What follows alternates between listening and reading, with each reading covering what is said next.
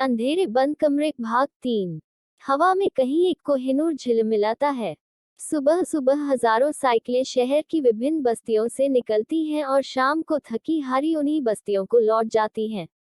सन 2 की ओल्ड्समोबाइल से लेकर सन 60 की डॉज किंग्सवे तक सैकड़ों तरह की गाड़ियां यहां से वहां भटकती हैं। Harding road, Sundarnagar, Chanakyapuri, north avenue, south avenue, Janpath, Rajpath, old mill road, parliament street, Connaught place, Connaught circus.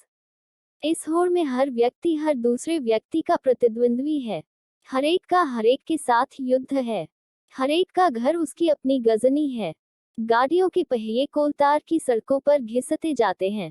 सप्राव house से विज्ञान भवन से अशोका, अशोका से चेम्सफोर्ड क्लब से लाल किला। कनॉट सर्कस के बरामदों में एक चुलबुली भीड़ इधर से उधर जाती नजर आती है। कई रंग एक साथ आंखों के सामने बिखरते और एक बहाव में बहते चले जाते हैं। चुस्त कपड़ों में किसी का गदराया हुआ शरीर संभाले नहीं संभलता और बाहर को बिखर बिखर जाना चाहता है। किसी की लंबी लंबी उंगलियां आसपास की सारी भीड़ को जैसे सहलाती हुई चलती हैं। बस के पीछे दौड़ते हुए एक बाबू की रेसगाड़ी बिखर जाती है और वह शर्मिंदा होकर उसे उठाने लगता है। 40 की रफ्तार से आता हुआ फटफटिया उसे बस इंच भर बचाकर निकल जाता है। बस स्टॉप पर एक और बस आ जाती है। बाबू को अपनी रेसगाड़ी में से एक चवन्नी नहीं मिल रही। वह अपनी चवन्नी भी ढूंढना चाहता है और क्यू में अपनी जगह भी बनाए रखना चाहता है। फुटपाथ की भीड़ में सहसा कोई परिचित मगर भूला हुआ चेहरा सामने पड़ जाता है। हम दोनों के चेहरों पर एक अर्थहीन मुस्कान आ जाती है, जैसे पहचानना न चाहते हुए भी हमें एक दूसरे को पहचानना पड़ रहा हो। आजकल दिल्ली में ही हो? हाँ। तुम तो लखनऊ में थे। हाँ, कभी था। अब साल भर से दिल्ली में ही हूँ। अच्छा, मैं समझता था कि तुम अब तक लखनऊ में ही हो। आजकल क्या हो रहा है?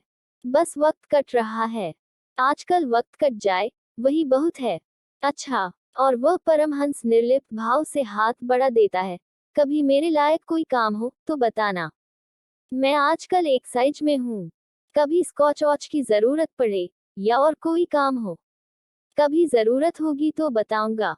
अच्छा, और वह जल्दी जल्दी सड़क पार करके चला जाता है। सड़क के पार पहुंचने तक शायद उसे मेरे अस्तित्व की याद भी नहीं रहती। कॉफी हाउस पर महासों का अड्डा है। वहां दाखिल होते ही कई एक जमघटों पर एक साथ नजर पड़ती है। एक जमघट में पत्रकार लोग बैठते हैं। उनमें स्कूप, स्कैंडल और अंतर्राष्ट्रीय राजनीति की बातें चलती हैं। दूसरे जमघट में कुछ ऐसे लोग हैं जिनमें आधारभूत साम्य एक ही है और वही ये कि वे शाम को कॉफी हाउस में इकट्ठे होते हैं। इनमें सुंदर जुनेजा विटा रोज की कंपनी का डिस्ट्रीब्यूशन इंचार्ज है। श्याम मल्होत्रा लाइफ इंश्योरेंस का एजेंट है। जयदेव उर्फ गंदा इंजन सैनिटेशन के महकमे में नौकर है। भद्रसेन मकानों और जमीनों की दलाली करता है। चौधरी कई काम करता है, टेंडर देकर सरकार को माल सप्लाई करता है। फौलाद और कोयले का कोटा लेकर ब्लैक मार्केट में बेचता है। मोटरों का बीमा करता है और पासपोर्टों के संबंध में हर तरह की जानकारी रखता है। ये लोग हर रोज एक जगह बैठकर यही बातें करते हैं जो इन्होंने इससे पहले दिन की थी या उससे पहले दिन की थी। मल्होत्रा एक कोहनी मेज पर रखे तिरछी नजर से आने जाने वालों को देखता हुआ अपने साथियों को साहिर लुधियानवी या फैज की नज़में सुनाता है। कहता है कि तुम नाहक टुकड़े चुन चुन कर दामन में छिपाए बैठे हो, और कि शीशों का मसीहा कोई नहीं, शीशों का मसीहा कोई नहीं, क्यों आस लगाए बैठे हो। उसके दोस्त इस तरह वाह वाह करते हैं जैसे वह रचना उसकी अपनी हो। मल्होत्रा का अंदाज तिरछे से और तिरछा होता जाता है और उसकी आवाज की गहराई बढ़ती जाती है। जब बात जयदेव उर्फ गंदे इंजन पर आती है तो वह अपनी पतली पतली मूंछों पर ताव देता हुआ अपने नाम और धंधे के अनुकूल चीज सुनाने लगता है। छल्ला सावी सीटी, ओ छल्ला सावी सीटी। मोटा भद्रसेन अपनी आंखें बंद करता है और खोलता है और बंद करता है। उसका भरा हुआ गोल चेहरा हंसी से और गोल होने लगता है तो वह कहता है, ये साला गंदा इंजन आज भी वैसा ही है जैसा लाहौर में था। इसमें 13 साल में जरा भी फर्क नहीं आया। इसकी जबान आज भी उतनी ही गंदी और उतनी ही मीठी है। सुंदर जुनेजा केवल हंसे जाता है। उससे पूछा जाए कि वह क्यों हंस रहा है, तो वह और हंसता है और चुप कर जाता है। चौधरी समझदारी के साथ मुस्कुराता है और घड़ी की तरफ देख लेता है। वह इस तरह उन लोगों के बीच बैठता है जैसे उसकी जगह उनके साथ न होकर कहीं और हो और उसे मजबूर होकर उनके साथ बैठना पड़ रहा हो। कॉफी हाउस से बाहर निकलकर वे पान खाते हैं और घंटा भर सामने अहाते में खड़े होकर फिर वही बातें करते हैं। सुंदर जुनेजा वहीं पर उनसे अलग हो जाता है। बाकी चारों चौधरी के घर जाकर शराब पीते हैं, उन्हीं बातों को फिर दोहराते हैं और अगले दिन फिर कॉफी हाउस में मिलने का कार्यक्रम बनाकर अपने अपने घर चले जाते हैं। सबके चले जाने के बाद चौधरी अपने नौकर पर खफा होता है और उसे गालियां देता हुआ ये तय करके सो जाता है कि आने वाले कल से वह अपने घर में यह मजलिस इकट्ठी नहीं होने देगा। कॉफी हाउस का तीसरा जमघट वहां का आर्ट सर्कल है। ये वहां का सबसे आकर्षक और लोकप्रिय सर्कल है। इनकी बैठक फैमिली केबिन्स में से किसी एक में जमती है। इनमें कुछ रंगमंच के निर्देशक हैं, कुछ पुराने अनुभवी कलाकार हैं, दो एक नाटककार हैं, एक आध नाट्य समीक्षक है, कुछ नए इमेच्योर आर्टिस्ट हैं और दो एक ऐसी लड़कियां हैं जो अभिनय के दिनों में टिकट बेचती हैं और ब्रोशर बांटती हैं। इसमें बातचीत रंगमंच संबंधी गंभीर समस्याओं को लेकर होती है। भारत में और विशेष रूप से नई दिल्ली में व्यावसायिक रंगमंच का भविष्य क्या है? व्यावसायिक रंगमंच की रूपरेखा क्या होनी चाहिए? क्या लोकप्रिय रंगमंच ही व्यावसायिक रंगमंच हो सकता है? क्या साहित्यिक रंगमंच को भी व्यावसायिक आधार पर प्रतिष्ठित किया जा सकता है? रंगमंच की प्रगति के लिए सरकारी सहायता कहां तक अपेक्षित है? सरकार कर देश भर में नई रंगशालाएं स्थापित करने का कार्यक्रम रंगमंच की प्रगति में कहां तक सहायक सिद्ध होगा? हमारी जनता क्या चाहती है? हम जनता को क्या देना चाहते हैं? क्या भविष्य का रंगमंच सर्वथा प्रतीकात्मक होगा? नाटक में नृत्य और संगीत का क्या स्थान होना चाहिए? संगीत रूपक की अपने में क्या संभावनाएं हैं? बातचीत इन विषयों से आरंभ होकर अधिक ठोस विषयों पर उतर आती है। विक्रम और वशीय में लाइट और सेट्स के सिवाय क्या था? चंद्रगुप्त में चंद्रगुप्त कितना भौंड लगता था? चाणक्य के उच्चारण में कितनी पंजाबियत थी? ललित माधव की राधा राधा न लगकर क्या मेनका नहीं लगती थी?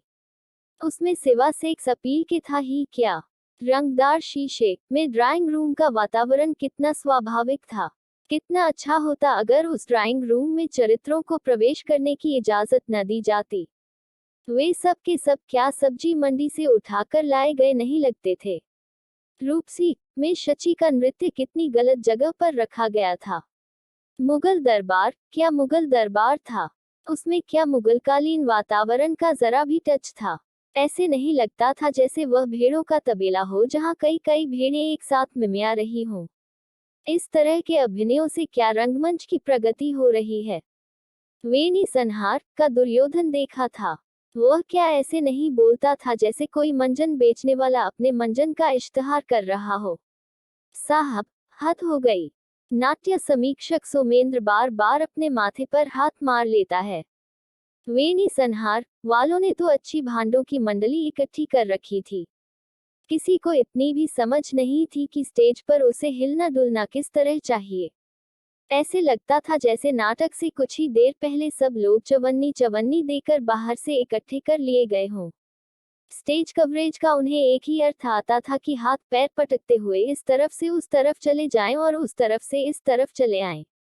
कभी दसों आदमी इस कोने में जमा हो रहे हैं और कभी सब के सब बीच की तरफ कूच कर रहे हैं। मुझे तो कई बार लगता था कि मैं असली थिएटर न देखकर मॉक थिएटर देख रहा हूँ। वैसे तो बहुत बहुत भौंडे नाटक देखे हैं, मगर इतना भौंडा नाटक आज तक नहीं देखा। अलकापुरी में वह नारद कौन बना था? शैलबाला कहती है, वह स्वयं 2 नाटक प्रोड्यूस कर चुकी है और नाटकों की चर्चा करते समय उसे हमेशा उनकी याद हो आती है। मेरे किसी नाटक में वह होता, तो मैं पहले ही दिन उसे चुटिया से पकड़कर रिहर्सल रूम से बाहर निकाल देती। जिन लोगों का असली काम है कि बनिए की दुकान पर बैठकर अनाज तोलें, वे भी एक्टर बनकर रंगमंच पर चले आते हैं। ये रंगमंच के साथ बलात्कार नहीं तो क्या है? मैं तो कहती हूँ कि ऐसे लोगों पर भी वही दफा लागू होनी चाहिए जो दूसरे बलात्कार करने वाले लोगों पर लागू होती है। ये लोग बल्कि और बुरे क्रिमिनल हैं। कला की पवित्रता। मैं कहती हूँ, एक स्त्री की पवित्रता से कहीं बड़ी और महत्वपूर्ण चीज है। आराम से शेल, आराम से, इतने जोर से नहीं। निर्देशक ज़हीर उसका कंधा थपथपा देता है। लोग सुनेंगे तो क्या कहेंगे? इस पर सब लोग जोर से ठहाका लगाते हैं। शेल कुछ झेप जाती है और झेप मिटाने के लिए ज़हीर की बाह पर मुंह के मारने लगती है। तुम तो ज़हीर इतने बुरे आदमी हो कि तुम्हारे साथ बैठकर बात करना गुनाह है। तुम सीरियस बातचीत में भी अपनी हरकतों से बाज नहीं आते। मैंने सिर्फ तुम्हें चेतावनी दी है और क्या कहा है। ज़हीर कहता है, मैं तुम्हारा खैरख्वाह हूँ और तुम्हारी इज्जत का ख्याल रखना मेरा फर्ज है। मैं जानता हूँ कि तुम जो बात कह रही थी, बहुत भोलेपन से कह रही थी, मगर सुनने वाले तो सब तुम्हारी तरह भोले नहीं हैं। सब लोग फिर ठहाका लगाते हैं। तो शेल भी साथ हंस देती है और कहती है, मैं ज़हीर, आज से तुमसे बात भी नहीं करूंगी। तुम्हें मेरा नहीं, तो इन छोटी छोटी लड़कियों का तो लिहाज करना चाहिए जो न जाने मन में क्या क्या विचार लेकर हमसे मिलने आती हैं। इन बेचारियों के दिमाग क्यों स्पॉइल करते हो? छोटी लड़कियां, अर्थात मीना और सुदर्शन, जो रंगमंच के शौक से नई नई उस शकल में आने लगी हैं, थोड़ा शर्माकर एक दूसरी की तरफ देखती हैं और नजरें झुका लेती हैं। नाटककार सुखवंत, जो हर चौथे महीने विदेश यात्रा के लिए जाता है और विदेशी कला और संस्कृति के संबंध में बहुत अधिकार के साथ बात करता है, काफी गंभीर होकर कहता है, इन लड़कियों के कॉम्प्लेक्स अगर दूर नहीं होंगे शेल, तो ये कुछ भी नहीं कर सकेंगी। इनमें लाइफ आनी चाहिए, लाइफ। और वह लाइफ इनमें कैसे आ सकती है? खूब खुलकर रहने और लोगों में घुल मिलकर जीने से। अगर वह लाइफ इनमें नहीं होगी, तो ये सच्ची कलाकार नहीं बन सकेंगी। तुम ऐसी बात कहकर इनके मन में कॉम्प्लेक्स डाल रही हो। तुम्हें ऐसा नहीं करना चाहिए। ये लड़कियां अगर पेरिस, मेरिड या लंदन में होती, तो इस जरा सी बात से आंखें झुकाकर न बैठ जाती। जो लड़कियां इतनी जरा सी बात पर अपनी आंखें सीधी नहीं रख सकती, वे रंगमंच पर आकर क्या करेगी? तुम्हें इनके लिए ऐसी बात कभी नहीं कहनी चाहिए। सुखवंत के उपदेश से शेल कुछ फीकी पड़ जाती है। लड़कियां चेष्टा करके अपनी झुकी हुई आंखें ऊपर उठा लेती हैं और ज़हीर सुखवंत की पीठ ठोककर कहता है, शाबाश सुखवंत, तुमने खूब मेरी वकालत की। तुम वकालत न करते, तो इन लड़कियों के साथ मेरी भी आंखें शर्म से झुक जाती। आंखें झुकाकर रखना हिंदुस्तानी लड़कियों के लिए शर्म की बात नहीं है, फख्र की बात है। शेल फिर कहती है, तुम्हें पेरिस और मेरिट की लड़कियों पर नाज है, तो मुझे अपनी इन हिंदुस्तानी लड़कियों पर नाज है। मैं कभी नहीं चाहूंगी कि ये लड़कियां भी उन लड़कियों की तरह बेशर्म हो जाएं। इस पर मीना और सुदर्शन कुछ असमंजस में पड़कर एक दूसरी की तरफ देखती हैं। उन्हें समझ नहीं आता कि उन्होंने अपनी झुकी हुई आंखों को उठाकर अच्छा किया है या बुरा किया है। सुखवंत अपनी दोनों कोहनियों पर झुककर शेल की बात के उत्तर में अपना उपदेश आगे आरंभ कर देता है और उस उपदेश में इतने उद्धरण और अपनी विदेश यात्राओं के इतने संस्मरण शामिल कर देता है कि अंत तक फिर और किसी को बोलने का अवकाश नहीं मिलता। पीछे की तरफ एक जमघट में कुछ लेखक, कवि और आलोचक बैठते हैं। इनकी बातचीत का संबंध प्रायः नए साहित्य से होता है। नई कविता के माने क्या हैं? नई कहानी कहाँ तक नई कही जा सकती है? नई की परिभाषा क्या है? किसकी नई कहानी कम नई है और किसी ज्यादा नई? किसने किसकी रचना के संबंध में कहाँ क्या लिखा है? उस लेखक की ओर से उसका क्या उत्तर आया है? इस महीने किस किस नई पुस्तक का विज्ञापन निकला है? विज्ञापनों से हटकर बात नई कॉन्शसनेस पर आ जाती है। आज के साहित्य में नई कॉन्शसनेस का प्रतिनिधित्व कहाँ तक हो रहा है? अन्य कलाओं की नई कॉन्शसनेस से साहित्य क्या अछूता रह सकता है? किन किन लेखकों में वास्तविक नई कॉन्शसनेस के लक्षण विद्यमान हैं और किन किन में नहीं है? किन किन की नई कॉन्शसनेस वास्तविक है और किन किन की सिर्फ बाहरी है? कौन लोग नई कॉन्शसनेस का जामा ओढ़कर भी पुरानी कॉन्शसनेस को ही अपनी रचनाओं में अभिव्यक्त कर रहे हैं? एक नई सेंसिटिविटी किस तरह नई कॉन्शसनेस की अनिवार्य शर्त है? इनमें कलकत्ता से आया हुआ जनक सुखाड़िया अकेला आदमी है जो कवि, लेखक या आलोचक नहीं है। वो ऐसा विरक्त जीव है कि कॉफी हाउस में बैठकर भी कॉफी नहीं पीता। उनकी आंखें हर समय लाल रहती हैं, जाने अनिद्रा के कारण या ऐसे ही, दाढ़ी $2 फते की बड़ी होती है और सिर के बाल लगभग खड़े रहते हैं। वह बहुत गंभीर होकर ये बातें सुनता है। सुनते हुए उसके चेहरे का भाव ऐसा हो जाता है जैसे उसकी आंखों के सामने उसे धोखा दिया जा रहा हो। जब उससे नहीं सहा जाता, तो वह बीच में बोल पड़ता है, च च च। मेरी समझ में नहीं आता कि यह नई कॉन्शियसनेस किस चिड़िया का नाम है। दुनिया को धोखा देने के लिए लोग नए नए फैशन निकाल लेते हैं और यह नई कॉन्शियसनेस आज का फैशन है और कुछ नहीं। नई कॉन्शियसनेस। अगर वास्तव में ही लोगों की रचनाओं में कोई नई कॉन्शियसनेस है, तो उन्हें पढ़कर उसका पता क्यों नहीं चलता? ज्यादातर रचनाएं तो ऐसी होती हैं कि मुझसे पढ़ी भी नहीं जाती। क्या यही उनकी नई कॉन्शियसनेस का सबूत है? लोग जनक सुखाड़िया की बातों को गंभीरतापूर्वक नहीं लेना चाहते, मगर उनसे कुछ अस्थिर जरूर हो जाते हैं। उसकी बातें इस तरह होती हैं जैसे चलते अभिनय में सहसा कोई व्यक्ति नेपथ्य में मंच पर चला आए और वहां पर खड़े चरित्रों को कंधे से पकड़कर कहने लगे कि बालकराम, सुखराम सेठी और चंद्रकला, तुम लोग अपने को कब दुष्यंत और शकुंतला कहकर लोगों को धोखा क्यों दे रहे हो? क्या तुम लोग सच्चे दिल से कह सकते हो कि तुम बालकराम, सुखराम सेठी और चंद्रकला भार्गव नहीं हो? तुम अपनी दाढ़ी मूछ और मेकअप उतार दो, तो लोगों को पता चल जाए कि असल में तुम लोग कौन हो। लोग क्या इतने अंधे हैं कि तुम्हें कब दुष्यंत और शकुंतला मान लेंगे? कवि, कहानीकार और आलोचक सुखाड़िया की बातों से कुछ क्षुब्ध हो उठते हैं। उसे नेपथ्य से मंच पर आने का अधिकार किसने दिया है? क्या वह उनके साथ अपनी मित्रता का अनुचित लाभ नहीं उठाता? कल का छोकरा, उसे नई कॉन्शियसनेस का पता ही क्या है? जब बात और आगे बढ़ती है, तो सुखाड़िया के लिए वहां बैठना असंभव हो जाता है। सब बकवास है, वह कहता है और सहसा उठकर चल देता है। उसके चले जाने से बातचीत में एक अस्वाभाविक गतिरोध आ जाता है। कवि कहानीकार ब्रजेंद्र खन्ना कहता है, यह आदमी एक झपटे से सबके $9 काब उठा देता है और उठकर चला जाता है। मुझे यह आदमी अच्छा लगता है। इस आदमी का दृष्टिकोण नेगेटिव है। वैसे आदमी अच्छा है और समझदार भी है। कवि श्रीनिवास तटस्थ भाव से कहता है, नेगेटिव हो या जो हो, वह बात ठीक कहता है। तो तुम भी समझते हो कि नई कॉन्शियसनेस कोई चीज नहीं है। उसमें और श्रीनिवास में झड़प हो जाती है। मैं तो समझता हूँ कि नई कॉन्शियसनेस हो या पुरानी, सब बेकार है। तब तो तुम साहित्य को भी बेकार चीज मानोगे। उसमें मानने न मानने को क्या है? उसमें रखा ही क्या है? इसका मतलब है कि तुम्हारे लिए जिंदगी का भी कोई अर्थ नहीं है। जिंदगी का अर्थ? खन्ना हंस देता है, यह मैं नई बात सुन रहा हूँ कि जिंदगी में कुछ अर्थ भी है। तुम्हारा दृष्टिकोण ध्वंसात्मक है। होगा, मैं नहीं जानता। अगर ऐसी ही बात है, तो तुम स्वयं क्यों लिखते हो? यह मुझे क्या पता है कि मैं क्यों लिखता हूँ। लिखने को मन होता है, इसलिए लिख देता हूँ। लेकिन मन क्यों होता है? खन्ना कंधे हिला देता है, शायद इसलिए कि और किसी तरह मुझसे वक्त नहीं कटता। वक्त काटने के लिए तो आदमी कुछ भी कर सकता है। जैसे जैसे क्या? आदमी कुछ भी कर सकता है। ताश खेल सकता है, गप कर सकता है, और भी कितने फिजूल के काम कर सकता है। तो इसकी बजाय बैठकर कुछ लिख ही लिया जाए, तो उसमें क्या बुराई है? लिखकर तुम अपना ही नहीं, पने वालों का भी तो वक्त बर्बाद करते हो। तो उसमें क्या बुराई है?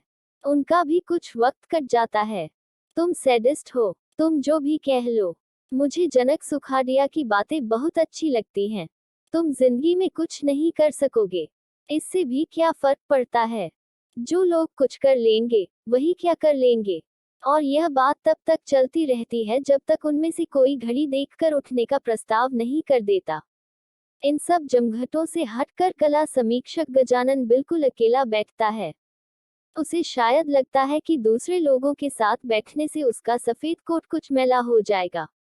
उसे अपनी टाई की गांठ का भी बहुत ध्यान रहता है और वह उसे हर समय सहलाता रहता है कि कहीं बैठे बैठे वह ढीली न पड़ गई हो। जो लोग उसके साथ घनिष्ठता रखना चाहते हैं, उनकी तरफ से वह प्रायः उदासीन रहता है और उन्हीं से बात करना पसंद करता है जो उसकी घनिष्ठता से बचते हैं। वह जानता है कि अकेलेपन में एक विशिष्टता रहती है जो व्यक्ति को थोड़ा रहस्यमय बना देती है और कि लोग इस रहस्यमयता का सम्मान करते हैं।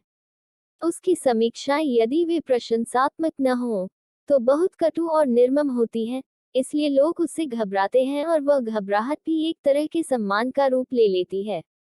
इस क्षेत्र में सबसे पुराना खिलाड़ी वही है। उसे कलाकारों को उठाते और गिराते 20 साल हो चुके हैं। जब वह मुंह से बात नहीं करता और केवल सिगरेट का धुआं छोड़ता है, तो वह धुआं भी एक समीक्षात्मक अंदाज में हिलता है। उस धुएं की गोलाइयों से भी कई बार लोग उसके मत का अनुमान लगा लेते हैं। अकेले, मैं उसके पास से गुजरते हुए कहता हूँ, हाँ, हमेशा की तरह। वह अपने सिगरेट के धुएं को देखता हुआ कहता है, आओ, बैठो। मेरे पास बैठने से तुम्हारे अकेलेपन में खलल नहीं पड़ेगा। वह मेरा हाथ पकड़कर मुझे अपने पास बिठा लेता है। मुझे पता है, तुम मेरे पास बैठकर प्रोफेशनल बातें नहीं करोगे। वह कहता है, वैसे आदमी जब अकेला रहना चाहे, तो सैकड़ों आदमियों के बीच बैठकर भी अकेला रह सकता है। नहीं, तुम्हारे जैसा आदमी जरूर रह सकता है। इसका मतलब है कि तुम्हारी भी मेरे बारे में वही राय है जो और सब लोगों की है। तुम्हारी सफलता का रहस्य भी तो शायद यही है। मैं कहता हूँ, इधर मैं हूँ कि अपने संपादक को कभी खुशी नहीं कर पाता। ये लक्षण तो बुरा नहीं है। वह कहता है, मैंने 20 साल में 5 संपादकों के नीचे काम किया है और आज तक उनमें से एक भी मुझसे डॉलर खुश नहीं रहा।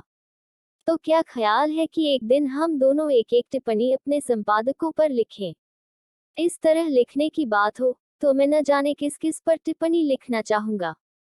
वह हंसकर कहता है, हर दूसरा आदमी जिससे मैं मिलता हूँ, उस पर मेरा मन होगा कि एक टिप्पणी लिख दूं। मैं जिससे भी मिलता हूँ लगता है वह एक छीना झपटी में पड़ा है। लोगों ने इसे एक सुंदर सा नाम भी दे रखा है, व्यक्तिगत सुख की खोज। वह सुख की खोज क्या है? झूठ बोलो, काम से बचो, जैसे भी हो पैसा जमा करो और अधिकार पाने के लिए कुछ भी कुर्बान कर दो। इस नैतिकता का एक बना बनाया शास्त्र है जो कोई किसी को नहीं पढ़ाता, फिर भी सब लोग उसके पंडित हैं। और यह शास्त्र कहता है कि अपने अलावा हर एक को हीन समझो, हर एक को अविश्वास की नजर से देखो, खुद झूठ बोलो और दूसरों के झूठ पर नाक भान चढ़ाओ। कोई तुमसे मूल्यों की बात करे, तो कंधे हिलाकर मुंह बिचकर दो और एक ही विश्वास लेकर जियो कि बड़े लोगों से मिलजुल कर और अपने सहयोगियों को बेवकूफ बनाकर तुम्हें अपना उल्लू सीधा करना है। सरकार से अपने काम निकालो और दोस्तों में बैठकर सरकार की निंदा करो। अगर तुम्हारा संबंध इंटेलेक्चुअल वर्ग से है, तो बड़ी बड़ी डींगे मारो, विदेश में जाकर रहने के सपने देखो और अपने ओछे स्वार्थों को सिद्धांत और दर्शन का रूप दे लो। और इस सब से प्राप्त होने वाला व्यक्तिगत सुख क्या है? Social status. मुझे नहीं पता था कि आज तुम सारी दुनिया से ही कुढ़े हुए बैठे हो। मैं कहता हूँ, लगता है 2-1 दिन से तुमने किसी नृत्य या नाटक पर टिप्पणी नहीं लिखी। इस पर वह फिर हंस पड़ता है। सच पूछो तो अब मेरा नृत्यों और नाटकों पर टिप्पणियां लिखने को मन नहीं होता। आज तक जिन जिन लोगों की मैंने प्रशंसा की है, वे सब मेरे प्रतिद्वंद्वी हैं और जिन जिन लोगों की मैंने निंदा की है, वे सब आज मेरे दुश्मन हैं। वह और भी बात करना चाहता है, मगर मैं जल्दी ही उससे विदा ले लेता हूँ। उसके पास से उठकर चलते हुए अचानक मेरी एक उर्दू शायर से मुठभेड़ हो जाती है। वह शराब के नशे में झूमता हुआ मेरे पास से गुजर जाता है, मगर 2 कदम जाकर मुझे पीछे से आवाज दे देता है, मधुसूदन भाई, जरा बात सुनना। मैं रुककर उसकी तरफ देखता हूँ, तो वह पास आकर मेरे दोनों कंधों पर हाथ रख देता है। देखो, मैं हिंदी की एक किताब पढ़ रहा था, वह कहता है। तो, उसमें एक बात लिखी थी। क्या? उसमें लिखा था कि, मगर आओ, बैठकर बात करें। मैं ये बात तुमसे अच्छी तरह समझना चाहता हूँ। हम लोग बैठ जाते हैं, तो वह कहता है, उस किताब में लिखा था कि भारत माता गांवों में रहती है। मगर तुम मुझसे क्या बात समझना चाहते थे? मैं तुमसे ये जानना चाहता था कि भारत माता क्या हमेशा गांवों में ही रहती है, और दिल्ली कभी नहीं आती? मैं उसकी बात पर हंस देता हूँ, तो वह कहता है, देखो, हंसने की बात नहीं। मैंने जब से यह बात पढ़ी है तभी से सोच रहा हूँ कि भारत माता गांवों में ही क्यों रहती है। क्या वह कभी दिल्ली आई ही नहीं, या दिल्ली की हवा रास न आने से वापस गांवों में चली गई है? और अगर भारत माता राजधानी में नहीं रहती, तो जो यहाँ रहती है, वह कौन है? वह क्या भारत की सौतेली माँ है? वह जो बुढ़ा राजपूत है और वह दीवार पर लगे पोस्टर की तरफ इशारा करता है। उसकी माँ कहाँ रहती है? क्या वह अपने बेटे को कभी चिट्ठी नहीं लिखती कि मुझे अपने पास दिल्ली बुला लो? मेरी माँ की तो मेरे पास हर 8वें दिन चिट्ठी आती है और वह उसी लहजे में बात किए जाता है। मेरी आंखें कुछ देर दीवार पर लगे पोस्टर पर टिकी रहती हैं। झाग जैसी दाढ़ी वाले बुढ़े राजपूत का चेहरा और गरम कॉफी की एक प्याली। साथ दिया हुआ शीर्षक, ये सुंदर कॉफी और यह सुंदर चेहरा दोनों भारतीय हैं। फिर मैं अपने शायर दोस्त के चेहरे की तरफ देखता हूँ। क्या ये सुंदर चेहरा भी भारतीय नहीं? कॉफी हाउस का शीशे का दरवाजा बार बार खुलता और बंद होता है। कुछ लोग इस तरह अंदर आते हैं जैसे वहां किसी अभियुक्त की तलाश कर रहे हों। आकर दो एक जगह ठिठक कर चारों तरफ देखते हैं और जब कहीं से भी कोई परिचित हाथ हिलाता नजर नहीं आता, तो निराश होकर लौट जाते हैं। सिगरेटों के धुएं में चीनी की प्यालियों और कांच के गिलासों के रखने उठाने की आवाज पृष्ठभूमि के संगीत की तरह चलती रहती है। हर नए व्यक्ति के आने के साथ कुर्सियों की व्यवस्था बदल जाती है। इधर की कुर्सियां उधर घिसट जाती हैं और उधर की कुर्सियां कहीं और आगे चली जाती हैं। मैं आई और बिना दूसरे की हाँ या ना की प्रतीक्षा किए कुर्सी उठा ली जाती है। कहीं से एक कहा कहा उठता है, कोई कुर्सी सहसा अपनी कुर्सी से आ टकराती है। कहीं चम्मच और छुरी कांटे झंझनाते हैं और कहीं कोई गिलास सहसा गिरकर टूट जाता है, जिससे उफनते हुए शोर में पल भर के लिए एक विराम आ जाता है। ये सुंदर कॉफी और सुंदर चेहरा दोनों भारतीय हैं। शीशे का दरवाजा खुलता है और हरबंस नाक की सीध में देखता हुआ अंदर दाखिल होता है। वह दूर से ही थका हुआ और खोया सा नजर आता है। उसके आगे को झुके हुए कंधे और कनपटियों के सफेद बाल भी ये कहते से लगते हैं कि हम परेशान हैं, हमसे बात मत करो। वह आसपास बैठे हुए लोगों पर एक उल्टी हुई नजर डालकर एक केबिन में चला जाता है। मैं भी अपनी जगह से उठता हूँ और उसके पास उसके केबिन में चला जाता हूँ। थोड़ी देर में नीलिमा भी अरुण के साथ वहां आ जाती है। उसके साथ बंबई के एक साप्ताहिक का विशेष प्रतिनिधि भुवन शर्मा भी है। नानावती कांड की रिपोर्टों के कारण उसकी बहुत ख्याति हुई है।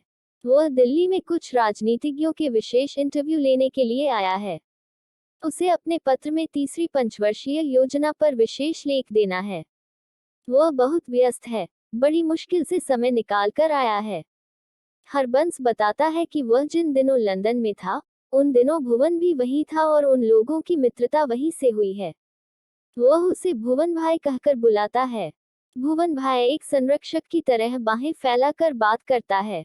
आज कोई भी काम असंभव नहीं है, वह कहता है। सिर्फ दो चीजों की जरूरत है, एक टैक्ट की और दूसरे कॉन्टैक्ट की। टैक्ट तुम इस्तेमाल करो, कॉन्टैक्ट तुम जिससे चाहो, तुम्हारा मैं बना देता हूँ।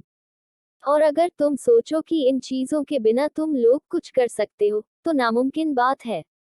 ये तो सर्कस के अंदर करतब करने की तरह है।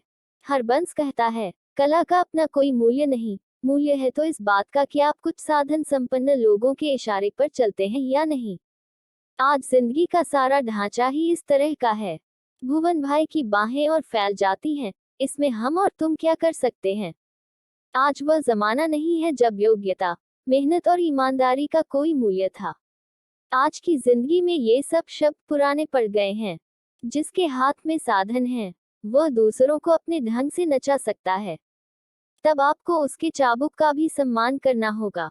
आप चाबुक खाकर भी उसके आगे दुम हिला सकते हैं और उसके बताए हुए करतब कर सकते हैं, तो ठीक है। आपकी खुराक आपके लिए हाजिर है। और अगर नहीं, तो आप भूखे रहिए। जंगल का रास्ता भी आपके लिए खुला नहीं है। यह कोई बर्दाश्त नहीं करेगा कि आपके लिए जो पिंजरा बनाने में इतना खर्च किया गया है, आप अपनी मर्डोलर्जी से उसमें से निकलकर चल दें। और अगर आप किसी तरह निकल भी जाएं, तो जंगल में जाकर भी आपको पता चलेगा कि वहां की घास भी उन्हीं ठेकेदारों की खरीदी हुई है और आपको उसमें मुंह मारने का हक नहीं है। तब आप झक मारकर पिंजरे में लौट आएंगे और वही घास खाएंगे और वही करतब करेंगे। और कोई चारा ही नहीं है। हरबंस इस तरह गुर्राता है जैसे वह अपने सामने की घास को ठोकर मारना चाहता हो। मैं इसीलिए इससे कहता हूँ कि यह घर में अभ्यास करती है, करती रहे। वह कहता है, मगर उसका प्रदर्शन करने के लिए यह मुझे इन सब झंझटों में क्यों घसीटना चाहती है। मैं यूरोप के दौरे में ही बहुत कुछ देख चुका हूँ। अब और देखना मेरी हिम्मत से बाहर की बात है। इससे तो अच्छा है कि तुम कहो कि मैं हाथ पैर बांध कर कुएं में जा पड़ूं। नीलिमा चिल्लाकर कहती है, घर में अभ्यास करती रहूं और दीवारों पर लगी हुई गुड़ियों और तस्वीरों को दिखाती रहूं। तुम ये जिस वजह से कहते हो वह मैं जानती हूँ। मैं किसी वजह से नहीं कहता। हरबंस उसी स्वर में उसका विरोध करता है। मुझसे ये सर्कस का खेल नहीं खेला जाता। आज इससे मिलो, कल उसकी पार्टी में जाओ। क्या हो रहा है?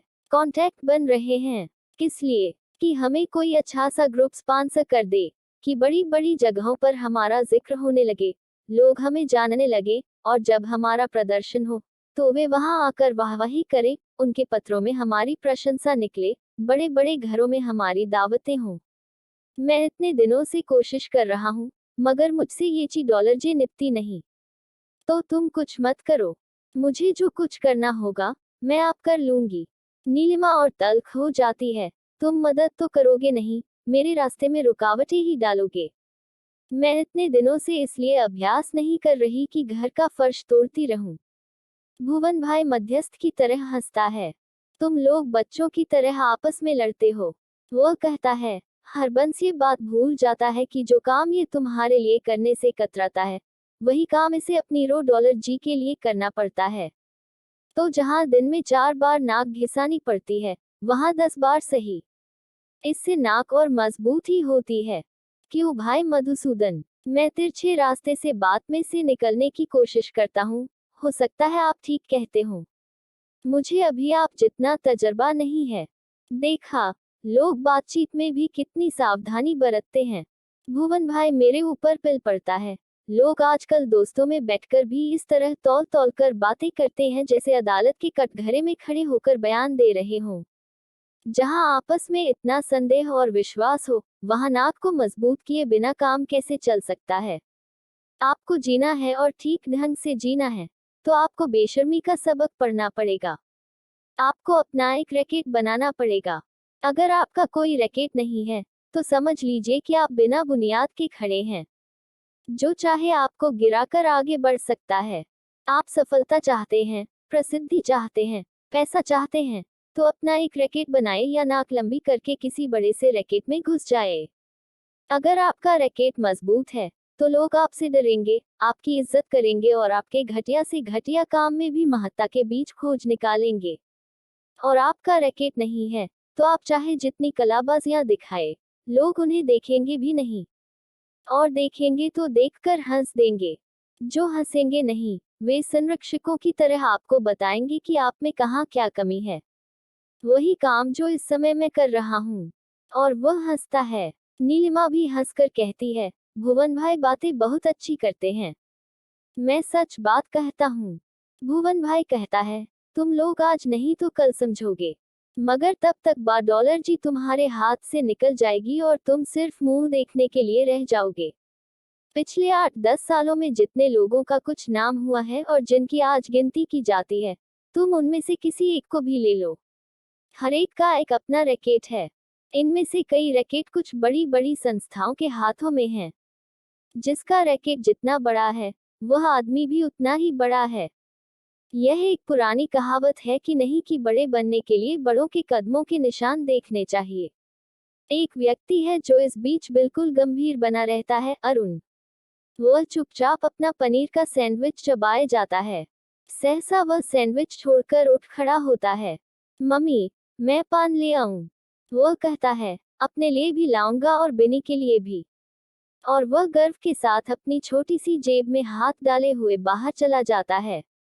कॉफी हाउस से निकलते हुए दरवाजे के पास शुद्ध खादी का पाजामा कुर्ता पहने एक युवक मेरा रास्ता रोक लेता है। कहिए मधुसूदन जी, क्या हाल चाल है? वह बहुत शिष्टता के साथ कहता है।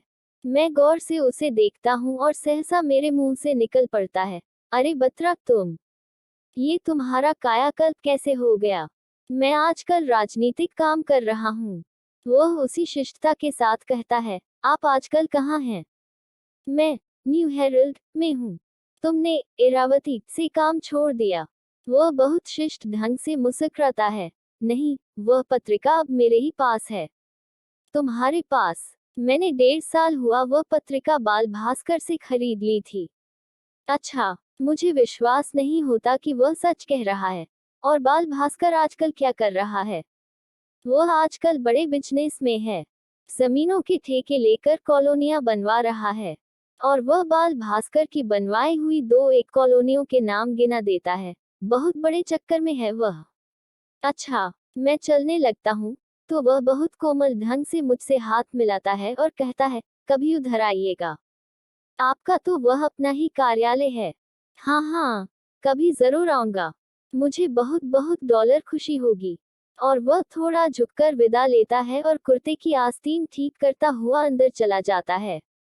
बाहर आने पर मुझे लेखकों, कवियों और आलोचकों की मंडली साइकिल स्टैंड के पास खड़ी मिलती है। वहां क्षण की अनुभूति और अनुभूति के क्षण को लेकर वाद विवाद चल रहा है।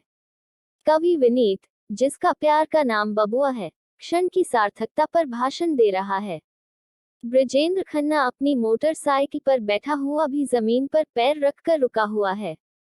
एक क्षण से दूसरे क्षण तक मेरा अवचेतन न जाने अनुभूति के किन किन स्तरों पर से गुजर जाता है। विनीत कह रहा है, और उसके एक एक स्तर पर भी न जाने कितनी गहराइयां हैं। यदि मैं अपनी रचना में उनमें से किसी एक भी गहराई का ठीक से उद्घाटन कर पाता हूँ, तो मैं अपने प्रति भी ईमानदार हूँ और उस क्षण के प्रति भी, क्योंकि मैं किसी बाह्य प्रभाव से चालित नहीं हूँ।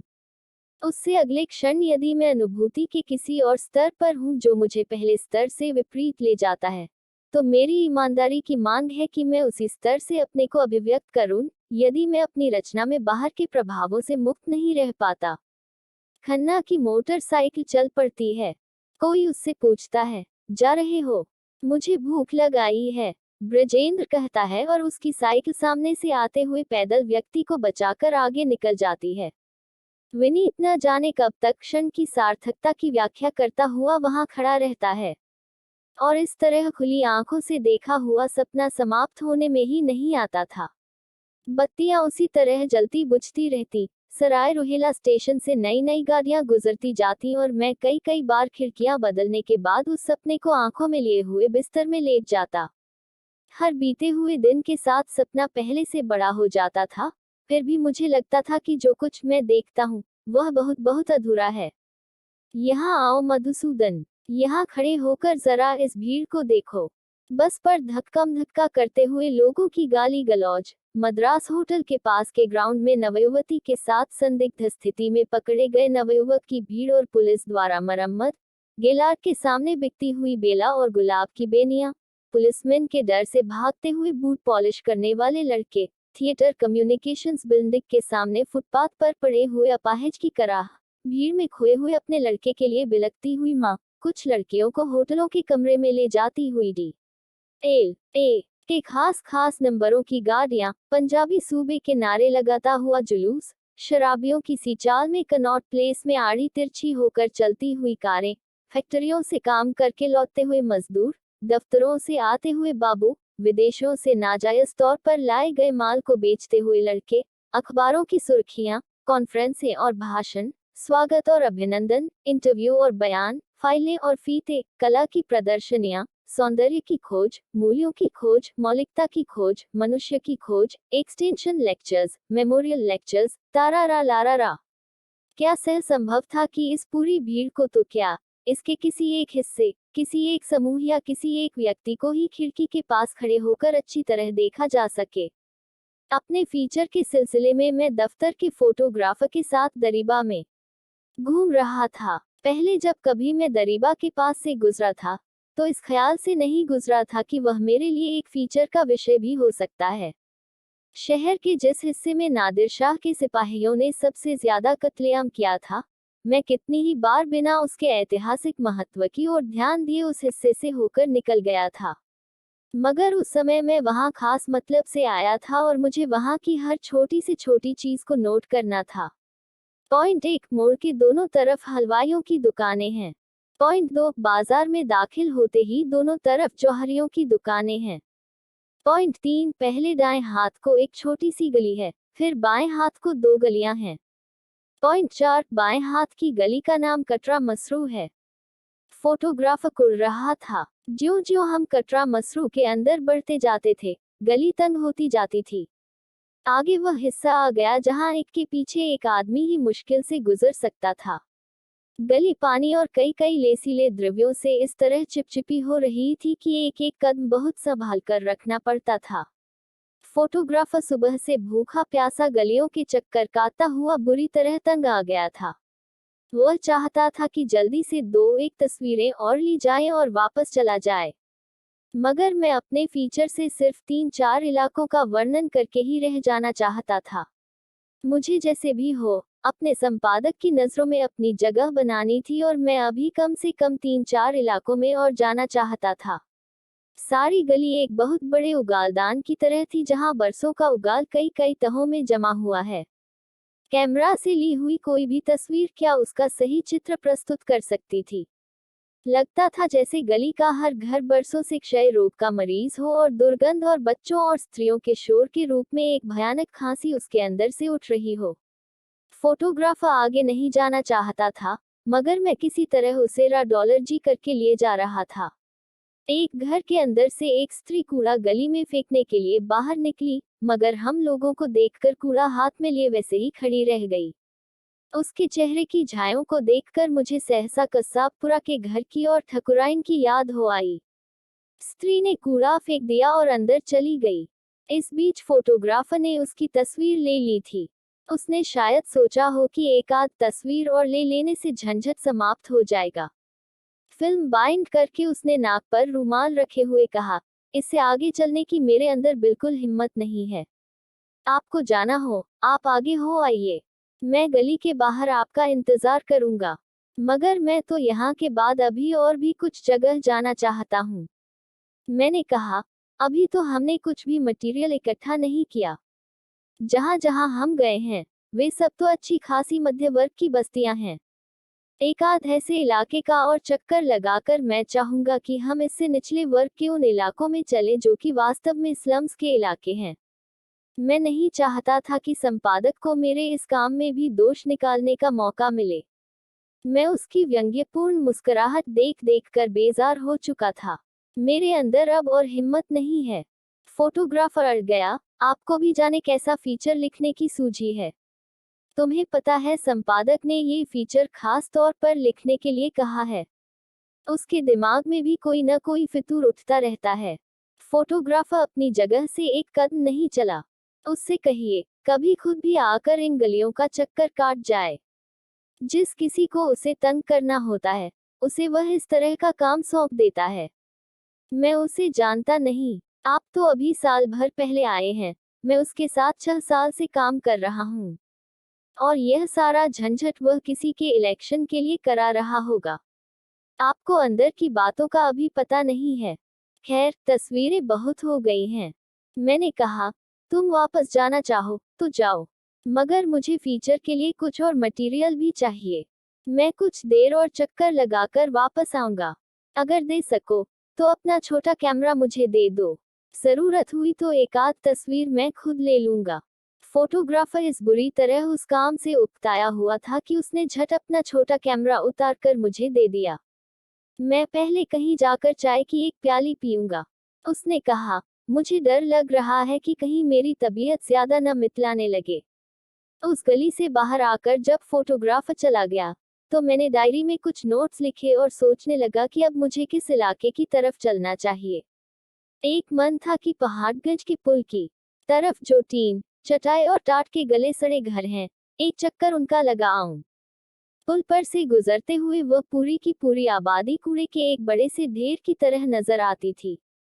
मैं जानता था कि एक बार वहां चक्कर लगा आने का कुछ भी अर्थ नहीं है, बल्कि चक्कर लगाने का जो काम मैं कर रहा हूँ, उस सारे काम का ही कोई अर्थ नहीं है। फिर भी जितनी अच्छी सुर्खी मुझे उन घरों में जाकर मिल सकती थी, उतनी अपने अब तक के चक्कर में नहीं मिली थी। और मुझे एक अच्छी सुर्खी जरूर चाहिए थी। कुछ आकर्षक सबटाइटल्स मैंने सोच लिए थे, मगर सुर्खी बहुत जरूरी थी ताकि संपादक को व्यंग्य भरी नजर के साथ मेरी तरफ देखने का अवसर न मिले। मगर मेरा दूसरा मन ये हो रहा था कि इतने बरसों के बाद कम से कम आज एक बार कसाबपुरा की उस गली में भी हो आऊं जिसमें कभी मैं खुद रहता था। आखिर व्यक्ति की मांग दूसरी मांग से ज्यादा शक्तिशाली सिद्ध हुई और मैं चांदनी चौक से स्कूटर लेकर सदर के चौक में आ उतरा। सोचा कि आज भी काट बाजार से होता हुआ ही कसाबपुरा में जाऊंगा। काट बाजार में दाखिल हुआ तो वहां का बदला हुआ $9 रिक्शा देखकर मुझे कम अचंभा नहीं हुआ। ये जानते हुए भी कि वेश्यावृत्ति सरकारी तौर पर बंद कर दी गई है, मैंने उस बाजार को इतने बदले हुए रूप में देखने की कल्पना नहीं की थी। ये चौकोर अहाता अब अहाता न लगकर एक साधारण बाजार सा ही लग रहा था, जहां पहले के पिंजरानुमा कटघरों की जगह अब गल्ले और आढ़त की दुकानें खुली हुई थी। सिर्फ कहीं कहीं पुराने जाली और सीखचेदार दरवाजे अब भी नजर आ रहे थे, जो कि शायद गुजरे हुए दिनों की बात अभी भूले नहीं थे। वरना उस बाजार को देखकर पहले के दिनों का कुछ अनुमान तक नहीं होता था। काट बाजार का रूप बिल्कुल बदला होने पर भी वहां आकर मेरी चाल कुछ तेज हो गई थी। वह बाजार जितना बदल गया था, मेरे मन का संस्कार उतना नहीं बदला था। जब तक उस इलाके को पार करके मैं बस्ती हरफूल में नहीं पहुंच गया, तब तक मेरे मन में एक तनाव बना ही रहा। उस चौकोर अहाते में क्या उन दिनों गुजरे हुए मेरे कदमों की एक आहट अभी बाकी थी, और उस आहट के अलावा सीखचों के पीछे से झांकते हुए चेहरों की एक छाया भी। क्या समय की भी अपनी प्रतिध्वनियां नहीं होती जो उसके बीत जाने के बाद भी बनी रहती हैं। बस्ती हरफूल में जिंदगी लगभग उसी तरह थी, उतनी ही सुस्त और उतनी ही ठहरी हुई। वही दुकानें, वही ठेले, वैसे ही आते जाते हुए लोग। कसाबपुरा की पहली गली के मोड़ पर एक भीड़ जमा थी, वैसी ही जैसी हमेशा गली में आने वाले मदारियों के इर्द गिर्द जमा हुआ करती थी। सिर्फ मदारी के तमाशे की जगह वहां उस समय एक तरह का मुजरा चल रहा था। एक 13-14 साल की लड़की अपनी हरी ओढ़नी के दोनों छोर हाथों में लिए एक फिल्मी गीत गाती हुई नाच रही थी। हवा में उड़ता जाए मेरा लाल दुपट्टा मलमल का, जी मेरा लाल दुपट्टा मलमल का, ओ जी, ओ जी। उसके इर्द गिर्द जमा भीड़ में कुछ लोग उसे पास बुलाने के लिए हाथों में चवन्नियां और अठन्नियां लिए थे। वह जिस किसी के नजदीक जाती थी, वही उसका हाथ थाम लेना चाहता था। हारमोनियम बजाने वाला उस्ताद हारमोनियम में से आवा डॉलर जे पैदा करने के साथ साथ आंखों से कुछ इशारे किए जाता था। दुनिया नहीं मानती बाबूजी। मैं वहां से आगे चला तो मेरे साथ साथ चलता हुआ एक अंगोछ वाला व्यक्ति मुझसे बोला। पहले वह भी मेरी तरह भीड़ के पीछे से एडियां उठाकर मुजरा देख रहा था। सरकार अपनी जगह होशियार है, तो ये लोग सरकार से ज्यादा होशियार हैं। क्यों? मेरे कदमों की रफ्तार फिर कुछ तेज हो गई। मैं उसे कुछ भी उत्तर न देकर अपनी गली के मोड़ पर पहुंच गया। पान वाले की दुकान वही थी, सिर्फ वहां बैठने वाला कोई और था। सब डॉलर जी वाले खोमचे भी लगभग उसी तरह लगे थे। मुझे एक बार तो ऐसे लगा था जैसे मैं सुबह ही वहां से गया था और दोपहर होते होते फिर वहां वापस आ गया हूँ। मगर गली में बढ़ते हुए मुझे लगने लगा कि वहां की भीड़ पहले से कुछ ज्यादा हो गई है। पहले दोपहर को वहां इतनी भीड़ नहीं होती थी। घरों और दरवाजों की पहचानी हुई सूरतें लगभग उसी तरह थी, हाँ, उनकी खस्ताहाली पहले से थोड़ी बढ़ गई थी। मगर गली में चलता हुआ वही नालियों का पानी था, वैसी ही आवा डॉलर जे थी और वही बिना बरसात का कीचड़ था।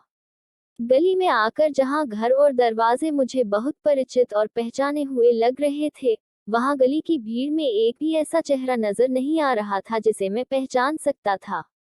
खोमचों पर बैठने वाले प्रायः सभी लोग अब दूसरे थे, जैसे 10 साल में उस मोहल्ले में एक पूरी पीढ़ी बीत चुकी थी और उसकी जगह उसके बाद की पीढ़ी ने ले ली थी। ये सोचकर मेरे मन में एक निराशा की लहर दौड़ गई कि शायद अब ठकुराइन और उसका परिवार भी मुझे उस घर में नहीं मिलेगा। मैं वहां का दरवाजा खटखटाऊंगा तो कोई और ही किराएदार उस दरवाजे से बाहर झांक कर देखेगा और उसे शायद ये पता ही नहीं होगा कि कभी सरस्वती ठकुराइन नाम की कोई स्त्री भी वहां अपने पति और लड़की के साथ रहती थी।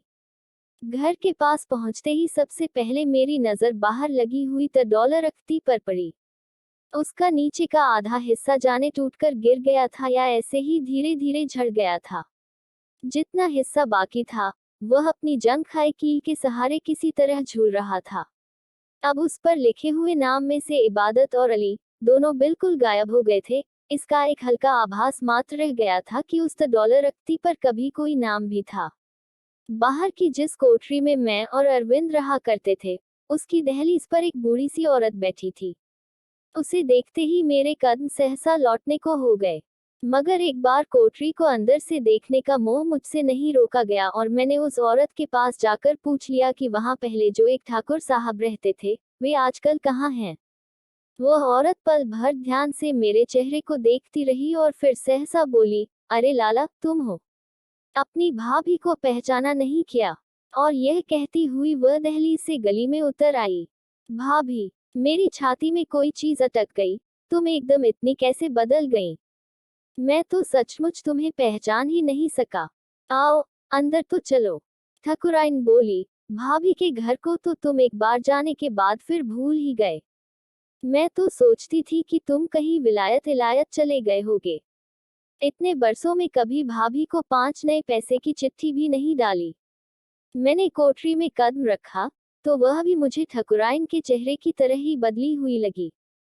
उसका पलस्तर इतनी जगह से उतर चुका था कि जो 2-4 टुकड़े बचे थे वे बहुत अस्वाभाविक रूप से वहां चिपकाए गए से लगते थे। छत की कड़ियां बिल्कुल स्याह पड़ चुकी थीं। दीवारों पर जगह जगह गेरू से स्वस्तिक बने थे और राम नाम लिखा था। दोनों कोठरियों के बीच का दरवाजा चौखट समेत बाहर को झूल आया था। सारी कोठरी में एक इस तरह की गंध फैली थी जैसी पुराने कपड़ों के ढेर में से आती है। एक चीज जो उस कोठरी को फिर भी बहुत परिचित बना रही थी, वह थी ऊपर से आती हुई स्त्रियों के लेने की आवाज। मुझे लगा जैसे 10 साल से वह लड़ाई लगातार उसी तरह चल रही हो और अभी तक उसका फैसला न हुआ हो। दिल्ली कब आए हो? ठकुराइन ने पूछा। मुझे ये बताते हुए संकोच हुआ कि मुझे यहाँ आए 1 साल हो गया है। अभी थोड़े ही दिन हुए आया हूँ। मैंने कहा, मैंने फिर यही नौकरी कर ली है। अच्छा। ठकुराइन ने जाने कहाँ से निकालकर एक पुराना स्याह पड़ा हुआ मोड़ा मेरे बैठने के लिए रख दिया और कहा, बैठो। हमारे लिए तो यही बहुत है कि तुम्हें हम गरीबों की याद तो आई। इस बार कहाँ घर लिया है? करोल बाग के पास एक जगह कमरा ले रखा है। हाँ भैया, अब तुम भाभी के पास इस तरह के कबाखाने में थोड़े ही रहोगे। तब भाभी के दिन फिर भी अच्छे थे, अब तो भाभी का भाग ऐसा उल्टा है कि बस। नहीं भाभी, आजकल मेरा दफ्तर उस तरफ है ना। मुझे समझ नहीं आ रहा था कि उससे क्या कहूँ। ठकुराइन की आवाज में भी पहले से कुछ फर्क आ गया था, जैसे उसके गले के सुरों में से दो एक सुर टूट गए हों। मैं लगातार उसके चेहरे की तरफ देख रहा था कि ठकुराइन इस अरसे में सचमुच बुढ़ी हो गई है या मुद्दत के बाद देखने से मेरी आंखों को ही ऐसा लग रहा है। ठाकुर साहब तो आजकल भी उसी दफ्तर में काम करते हैं ना? मैंने पूछा। ठकुराइन की बुढ़ियाई हुई आंखें पल भर के लिए मिची मिची सी हो रही और उसने कहा, तुम्हारे भैया तो लाला दूसरे ही दफ्तर में चले गए। वो होते तो तुम भाभी की आज ये हालत देखते। अब तो तुम्हारी भाभी को कोई पानी पूछने वाला भी नहीं है। और उसकी आंखें छलछला आईं। उन्हें अपनी फटी हुई धोती के पल्ले से पोंछकर वह छत की तरफ देखती हुई बोली, जिस मुए की आई थी, वह तो मरा नहीं और जिसे जाने अभी कितने बरस जीना था, वह चलता हुआ। और वह विस्तार के साथ बताने लगी कि मियाँ इबादत अली उन दिनों बहुत बीमार था। सारी सारी रात उसे बुरी तरह खांसी आती थी। हकीम ने कह दिया था कि वह अब 2-4 दिन से ज्यादा नहीं बचेगा। एक रात को उसकी हालत बहुत खराब हो गई। लोगों का ख्याल था कि सुबह होने से पहले ही वह चल बसेगा। मजीद और कई दूसरे लोग रात भर उसके पास बैठे रहे। उन्होंने एक मौलवी को भी बुला लिया जो रात भर मियाँ के सिरहाने बैठकर कलमा पढ़ता रहा। उन्होंने उसे दफनाने ले जाने के लिए इंतजाम भी कर लिया था। मगर जाने लाला, उस मौलवी ने कलमा पढ़कर क्या जादू किया कि दिन भी चढ़ गया, रात भी हो गई, मगर वह मरदूद फिर भी सांस लेता रहा। उसी रात तुम्हारे भैया को दमे का दौरा पड़ गया। शिकायत तो उन्हें पहले से थी मगर दौरा पड़ता भी था और ठीक भी हो जाता था। मगर उस दिन जो वार हुआ, वह ऐसा कि कहे कि मैं तुम्हारी जान ही लेकर छोड़ूंगा। सो 4-5 दिन में मियाँ तो भला चंगा होकर बैठ गया और तुम्हारे भैया हमें छोड़कर चलते हुए। आज तो उन्हें गुजरे भी 3 साल हो गए और मियाँ आज भी भला चंगा उसी तरह खाता पीता है। मैं जब भी उसे देखती हूँ, तो मेरी छाती पर सांप लौट जाता है। मन करता है कि मुए की लकड़ी छीनकर मुए को गली में धक्का दे दूं। अपनी आई मेरे घर भेजकर मुए ने मेरा घर तो मसान कर दिया और आप पाव भर गोश्त रोज खाने के लिए आज भी बचा हुआ है।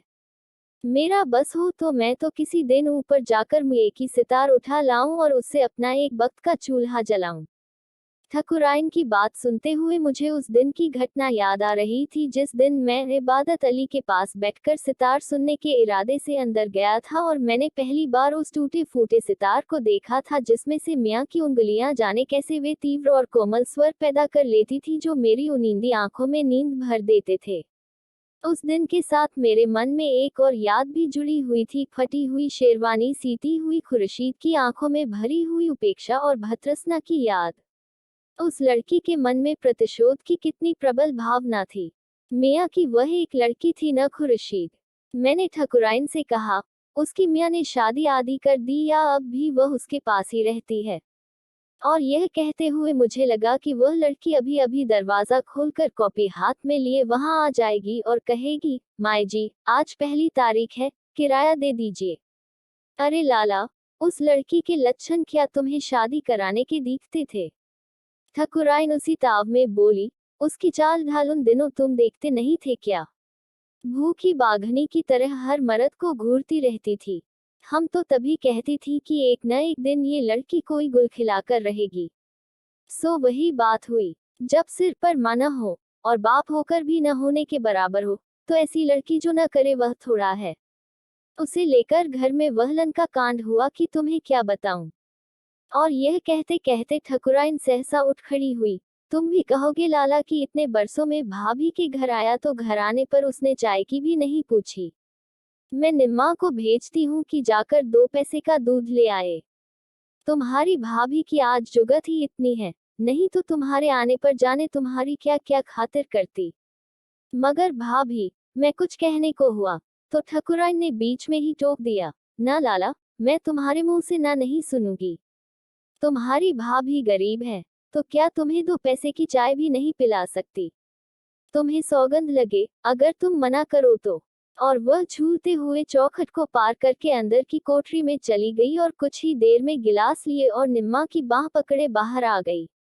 निम्मा हंस भी रही थी और संकोच से अपनी बाह भी छुड़ा रही थी। देखो लाला, पहचानते हो इसे? ठकुराइन आकर मुझसे बोली, जब तुम यहाँ रहते थे तो यह इतनी सी थी, अब देखो कितनी बड़ी हो गई है। लड़की और अनार का पेड़, इन्हें बने में कितनी देर लगती है। निम्मा ने एक उड़ती हुई नजर मेरे चेहरे पर डाली, जल्दी से हाथ जोड़े और माँ के हाथ से गिलास लेकर गली में उतर गई। ठकुराइन ने अपनी जगह पर आकर कहा, कितनी सयानी लगने लगी है। हाँ, मैं तो इसे पहचान ही नहीं सका। मैंने कहा, उन दिनों तो यह मिट्टी खाया करती थी और गली में खेला करती थी। अब तो भैया मुझे इसी की चिंता खाए जाती है। ठकुराइन के चेहरे की झुर्रियां गहरी हो गईं। वो आप तो रहे नहीं कि कहीं देखभाल करके इसकी शादी कर देते। मेरे पास जो तिनका पत्ता था वह उनके बाद हम दोनों जनी खा पी गईं। अब तो राम जी का ही भरोसा है। हम दोनों जनी 4 घरों में जाकर बर्तन मलती हैं, तो रोटी का टुकड़ा मुंह में जाता है। इतनी बड़ी मूरत को लोगों के घरों में भेजते मेरे मन में हौल उठता है। तुम जानते ही हो आजकल जमाना कैसा आ रहा है। अपने सगों का भरोसा नहीं, दूसरों की तो बात ही क्या है। मेरी आंखें पल भर के लिए नीचे झुकी रहीं। कहीं ठकुराइन का इशारा 10 साल पहले की उस घटना की ओर तो नहीं था जिसकी वजह से मैं ये घर छोड़कर चला गया था। मगर ठकुराइन के चेहरे पर या बात के लहजे में कहीं शिकायत का भाव नहीं था। घर में जवान लड़की तो भैया कांच की इमारत होती है। वह फिर बोली, इसे टूटते कितनी देर लगती है। कोई एक बात भी कह दे तो माँ बाप का मरना हो जाता है। मैं इसीलिए अब आगे की कोठरी में कोई किराएदार भी नहीं रखती। एक को साधु महात्मा समझकर रख लिया था, तो वह भी एक मुस्टंडा निकला। ये देखो, दीवारों पर उसी महात्मा ने अपना चरित्र लिख रखा है। सवेरे शाम राम नाम का जाप करता था और धूनी रमाता था। मैं सोचती थी घर में इतना धर्म कर्म होता है, तो उसका कुछ फल हमें भी मिलेगा। मैं क्या जानती थी कि फल मिलेगा तो ऐसा कि बस याद रहे। ऊपर से तो धर्म करम और अंदर से मुए का दिल भी धूनी की लकड़ी की तरह काला। मुआ लड़की को रात दिन बेटी बेटी कहता था और दोनों टेम धूनी की राख इसके माथे पर लगाता था। मगर एक दिन उसने वह करनी की कि ठाकुर साहब होते तो जूते मार मार कर मुए की चमड़ी उधेड़ देते। पहले लड़की के माथे पर राख लगाए और फिर उसके मुंह को पकड़ लिया और उसकी बांह खींचने लगा। लड़की बांह छुड़ाकर भागती हुई मेरे पास आई और कहने लगी कि अम्मा, इस बाबाजी को आज ही घर से निकाल दो। मैं सारी बात समझ गई। मैंने कहा कि शोर मचाऊंगी तो अपनी लड़की पर ही बात आएगी, इसलिए मैंने ऊपर से तो चुप साथ रखी, मगर उस मुझे से उसी वक्त कह दिया कि हमारे घर के लोग बाहर से आने वाले हैं, इसलिए दिन चढ़ते ही अपना बोरिया लेकर यहाँ से चला जाए। मुझे को डर था कि यहाँ रहा तो जूते ही न खाने पड़े, इसलिए उसने जरा चूंचड़ा नहीं की और दूसरे दिन सवेरे ही यहाँ से चला गया। मैंने फिर ठकुराइन की आंखों में देखा कि वहाँ कोई पुराना शिकवा या व्यंग्य का भाव तो नहीं है। ये भी सोचा कि क्या आने वाले 10 साल में उसे साधु महाराज की घटना भी भूल जाएगी और वह उसे भी मेरी तरह चाय पीने को कह सकेगी, या कि वह अपने साथ हुई घटना को क्षमा कर सकती थी मगर अपनी लड़की के साथ हुई घटना को नहीं। ठाकुर साहब के उठ जाने का मुझे सचमुच ही बहुत अफसोस है। मैंने अपनी शर्मिंदगी को छिपाने की चेष्टा करते हुए कहा, मैं कभी सोच भी नहीं सकता था कि इतनी जल्दी ऐसी घटना हो जाएगी। उनकी अभी उम्र ही क्या थी, वे रहते तो तुम्हें इस तरह की चिंता क्यों करनी पड़ती। मगर यह कहते हुए भी मैं देख यही रहा था कि कहीं ऐसा तो नहीं कि ठकुराइन को 10 साल पहले की घटना भी याद है और वह केवल शिष्टाचार रखने के लिए ही उस भाव को दबाए हुए है। वो रहते तो कोई लड़की की तरफ आंख उठाकर भी देख सकता था। वह बोली, वो उसकी आंख न निकाल कर रख देते। मेरी शर्मिंदगी बढ़ती जा रही थी और मैं सोच रहा था कि कहीं ठकुराइन ये सब बात मुझी को सुनाने के लिए तो नहीं कह रही, कहीं आज भी उसे मुझसे डर तो नहीं लग रहा और वह इन बातों से मेरे मन में एक डर ही तो नहीं बिठाना चाहती। ठकुराइन ने शायद मेरे मन के असमंजस को भांप लिया, क्योंकि उसने कहा, उन दिनों तुम लोग पास में रहते थे तो मुझे भी कोई खटका नहीं था। देवर भौजाई में 100 बातें कह सुन ली जाती हैं, मगर वक्त पने पर तुम लोग किसी को भाभी या भाभी की लड़की की तरफ आंख उठाकर देखने देते। मगर अब तो भैया दुनिया ऐसी खाली हुई है कि अपना कहने को कोई नजर ही नहीं आता। मैं रात दिन भगवान से यही मनाती हूँ कि तू किसी तरह इस लड़की का बेड़ा पार लगा दे, फिर चाहे तू मुझे मौत ले आना। जब तक इस इमारत का कोई रखवाला नहीं मिल जाता तब तक मैं मरना नहीं चाहती। अगले लोक में जाकर ठाकुर साहब से क्या कहूंगी कि लड़की को ऐसे ही हवा पानी के भरोसे छोड़ आई हूँ। उस कलमुही खुर्शीद की बात सोचकर जान और मुंह को आती है। खुर्शीद की बात ठकुराइन ने तब भी बीच में ही छोड़ दी थी और मेरे मन में उस बात को सुनने की उत्सुकता बनी हुई थी। उस लड़की की तुम क्या बात कह रही थी? मैंने कहा, कोई ऐसी वैसी बात हो गई थी क्या? उसकी बात तुम क्या पूछते हो भैया? ठकुराइन की आंखें ऐसी हो गईं जैसे वह अपने सामने एक भयानक दृश्य देख रही हो। वह कोई बात जैसी बात थी। उस दृश्य की याद उसके चेहरे पर एक छाया सी ले आई थी। उसकी आवाज बहुत धीमी हो गई और वह जरा पास को सरक आई।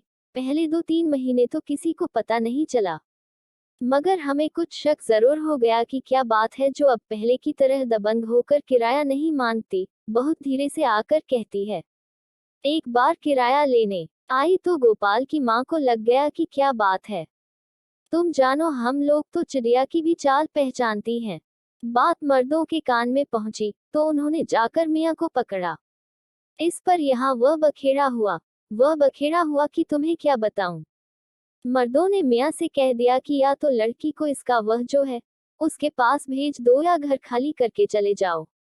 मगर तुम जानो यह मियाँ मर्दूद ऐसे जाने वाला है, जो पाकिस्तान से जायदाद के लिए यहाँ आ गया वह लोगों के कहने से घर छोड़ देगा। कहने लगा कि मेरी लड़की को कुछ नहीं है और अगर हो भी तो आप लोगों को दखल देने का कोई हक नहीं है। मैं न तो अपनी लड़की को छोड़ सकता हूँ और न ही अपना घर छोड़कर जा सकता हूँ। निकलेगी तो इस घर से मेरी लाश ही निकलेगी।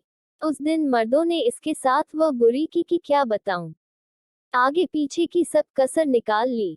बंता सिंह ने तो इसकी दाढ़ी तक नोच ली, मगर वह अपने हाथ पर अड़ा रहा कि चाहे जो हो जाए, मैं न लड़की को भेजूंगा और न घर ही छोड़कर कहीं जाऊंगा। अच्छा, उस स्थिति की कल्पना से मेरे रोंगटे खड़े हो गए। एक दिन तो इसी चीची में निकल गया। मर्दों ने उससे कह दिया कि सुबह तक तुमने कुछ न किया, तो हमें तुम्हारे साथ जबरदस्ती करनी पड़ेगी। हम अपनी बेटियों और बहुओं के बीच ऐसी लड़की को नहीं रहने दे सकते। हम लोग बहुत डर रही थी कि कहीं इससे खार खाकर साथ की गली के मुसलमान दंगा ही न शुरू कर दें। रात को हम लोगों को ठीक से नींद भी नहीं आई। मैंने अपने सब दरवाजे अंदर से बंद रखे, मगर सवेरे उठते ही पता चला कि वह लड़की रातों रात जाने कहाँ चली गई है। बाप को भी बताकर नहीं गई। वह दिन भर माथा पीट पीट कर रोता रहा। कोई कहता था कि जमुना में कूद मरी है, कोई कहता था कि अपने उसी के साथ भागकर पाकिस्तान चली गई है, कोई कुछ कहता था, कोई कुछ, मगर चली गई। इसी से हमने शुक्र किया कि बला टली। नहीं जाने यहाँ क्या क्या हो जाता और किस किस की जान जाती। उसके जाने के बाद मियाँ ने उसके बारे में पूछताछ नहीं की। वह कई दिन अपनी कोठरी से बाहर ही नहीं निकला, वहीं पड़ा रहा और रोता रहा। हमको तरस भी बहुत आता था कि रात को जाना ही था तो बाप को भी साथ ले जाती। इस बुढ़ापे में उसकी रोटी बनाने वाला भी कौन है जिसके भरोसे उसे छोड़ गई। उसके बाद तो मियाँ को ऐसा लकवा मार गया कि न उठे बैठे, न खाए पिए और न कभी सितार बजाए। अब थोड़े दिनों से फिर रात को अपनी टुन टुन करने लगा है। रोटी कसाईयों के ढाबे में जाकर खाता है। कई बार तो सारी सारी रात सितार बजाने में लगा रहता है, जैसे अपने साथ दूसरों की नींद से भी दुश्मनी हो। मगर अब कोई उससे कुछ कहता नहीं है। वह भी इस घर में किसी से बात नहीं करता, सिर्फ महीने में एक बार किराए की कॉपी लेकर सबके दरवाजे पर आ खड़ा होता है। किराया तो मैं कहती हूँ कि जिस दिन वह मरेगा, उस दिन भी लोगों से इकट्ठा करके साथ अपनी कब्र में ले जाएगा। मुआ और सब कुछ छोड़ देगा, मगर किराए की उगाही नहीं छोड़ेगा। अच्छा भैया, एक बात बताओ, जब यह मर जाएगा, तो इस मकान के किराए की वसूली का क्या होगा? यहाँ की मलकियत हम लोगों की हो जाएगी, या सरकार फिर भी हमसे किराया लिया करेगी? मेरे सिर पर तो पहले ही 6 महीने का किराया चढ़ा हुआ है। ठाकुर साहब के बाद से हम 2 बखत रोटी मुश्किल से खाती हैं, किराया कहाँ से दें? मुझे ने अपनी आई मेरे घर भेज दी, मेरे लिए तो वह भूत के समान है। जिस दिन मरेगा, उस दिन मैं 5 पैसे का प्रसाद चढ़ाऊंगी। कोठरी में दोपहर भी शाम की तरह उदास और भारी लग रही थी। वहां की हर चीज वीरान और उजड़ी हुई सी हो रही थी। उस कोठरी में पहले ऐसा क्या था जो अब नहीं रहा था? न जाने क्यों मुझे वह पहले से कहीं ज्यादा खाली और अकेली महसूस हो रही थी। निम्मा दूध का गिलास लिए हुए आ गई। धूप से उसका चेहरा तमतमाया हुआ था। उसकी कमीज के आधे बटन खुले थे। इतनी बड़ी होकर भी उसे शरीर का होश रखना नहीं आया था। ठकुराइन ने गिलास उसके हाथ से लेकर उसे अपने पास बिठा लिया। मरी, तू इन्हें पहचानती नहीं? निम्मा मुंह खोलकर मुस्कुराए और उसने सिर हिला दिया। हाँ, पहचानोगी कैसे नहीं?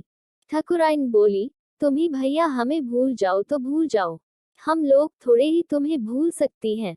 यहाँ से जाकर न तो तुमने चिट्ठी लिखी, नहीं अरविंद भैया ने लिखी। तुम लोग तो भैया विलायत वालों से जान पहचान रखोगे, हम लोगों की याद भी तुम्हें कैसे आ सकती है? निम्मा खोजती हुई सी आंखों से मेरे चेहरे की तरफ देख रही थी। वह शायद समझना चाहती थी कि विलायत वालों से जान पहचान रखने वाला व्यक्ति कैसा होता है। तू इनके लिए चाय बनाकर लाएगी कि मैं जाऊं? ठकुराइन ने उससे कहा, तो वह तुरंत उठ खड़ी हुई। मैं बनाकर ला रही हूँ, उसने कहा और गिलास लिए हुए वहां से चली गई। उन दिनों गुडियों पटोलों से खेलती थी और अब देखो कितनी होशियार हो गई है।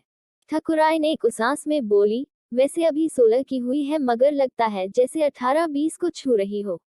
भैया, तुम्हारी तो इतनी जान पहचान है, तुम इसके लिए कोई लड़का नहीं बता सकते? मैं तुम्हारा जिंदगी भर एहसान मानूंगी। यही सोचकर कि बिना बाप की लड़की है, तुम इसके लिए कुछ खोज खबर करो। कोई 70-80 कमाने वाला लड़का हो जिसे लेन देन का लोभ न हो, तो मैं इसके हाथ पीले करके निश्चिंत हो जाऊं।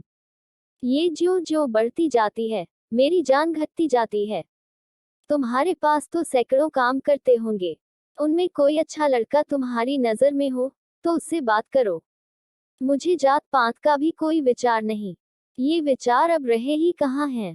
कहना, मेरे अपने रिश्ते में ही एक लड़की है, मैं पता करूंगा। मैंने कहा, ये जानते हुए भी कि मैं सिर्फ टाल रहा हूँ और आज के बाद दूसरी बार शायद मैं इस तरफ आऊंगा भी नहीं। मगर ठकुराइन इतने से ही काफी आश्वस्त हो गई। झूठ का सहारा भी आखिर सहारा तो होता ही है। जरूर पता करना भैया। ठकुराइन थोड़ा और पास को सरक आई।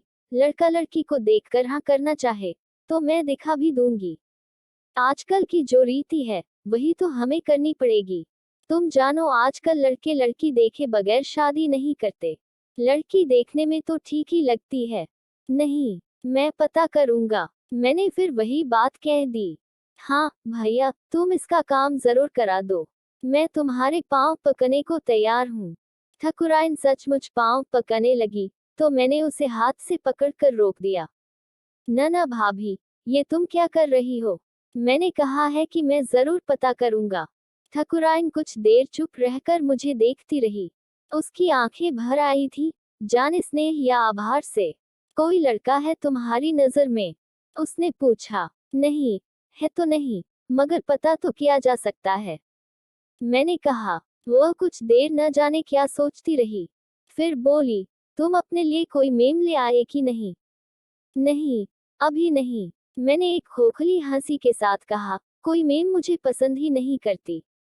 हाँ, पसंद नहीं करती।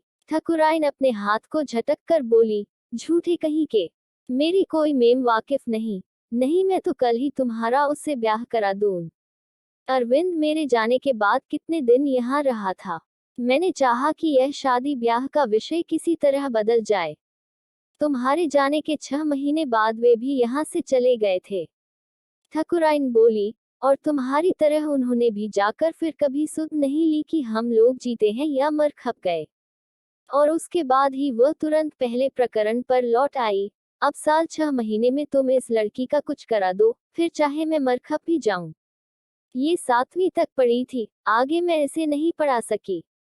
अगर इस तरह कोई न मिले और तुम ठीक समझो तो मैं इसे फिर स्कूल में दाखिल करा दूं और 11वीं करा दूं। अब तो सुना है 10वीं की 11वीं होने लगी है। मुए गरीबों का 1 साल और खराब करते हैं, और क्या। मैंने फिर चेष्टा की कि बात उस प्रकरण से हट जाए, मगर ठकुराइन लड़की के बारे में मुझे पूरी जानकारी देती रही। लड़की बहुत होशियार है, सब काम बहुत समझदारी से करती है।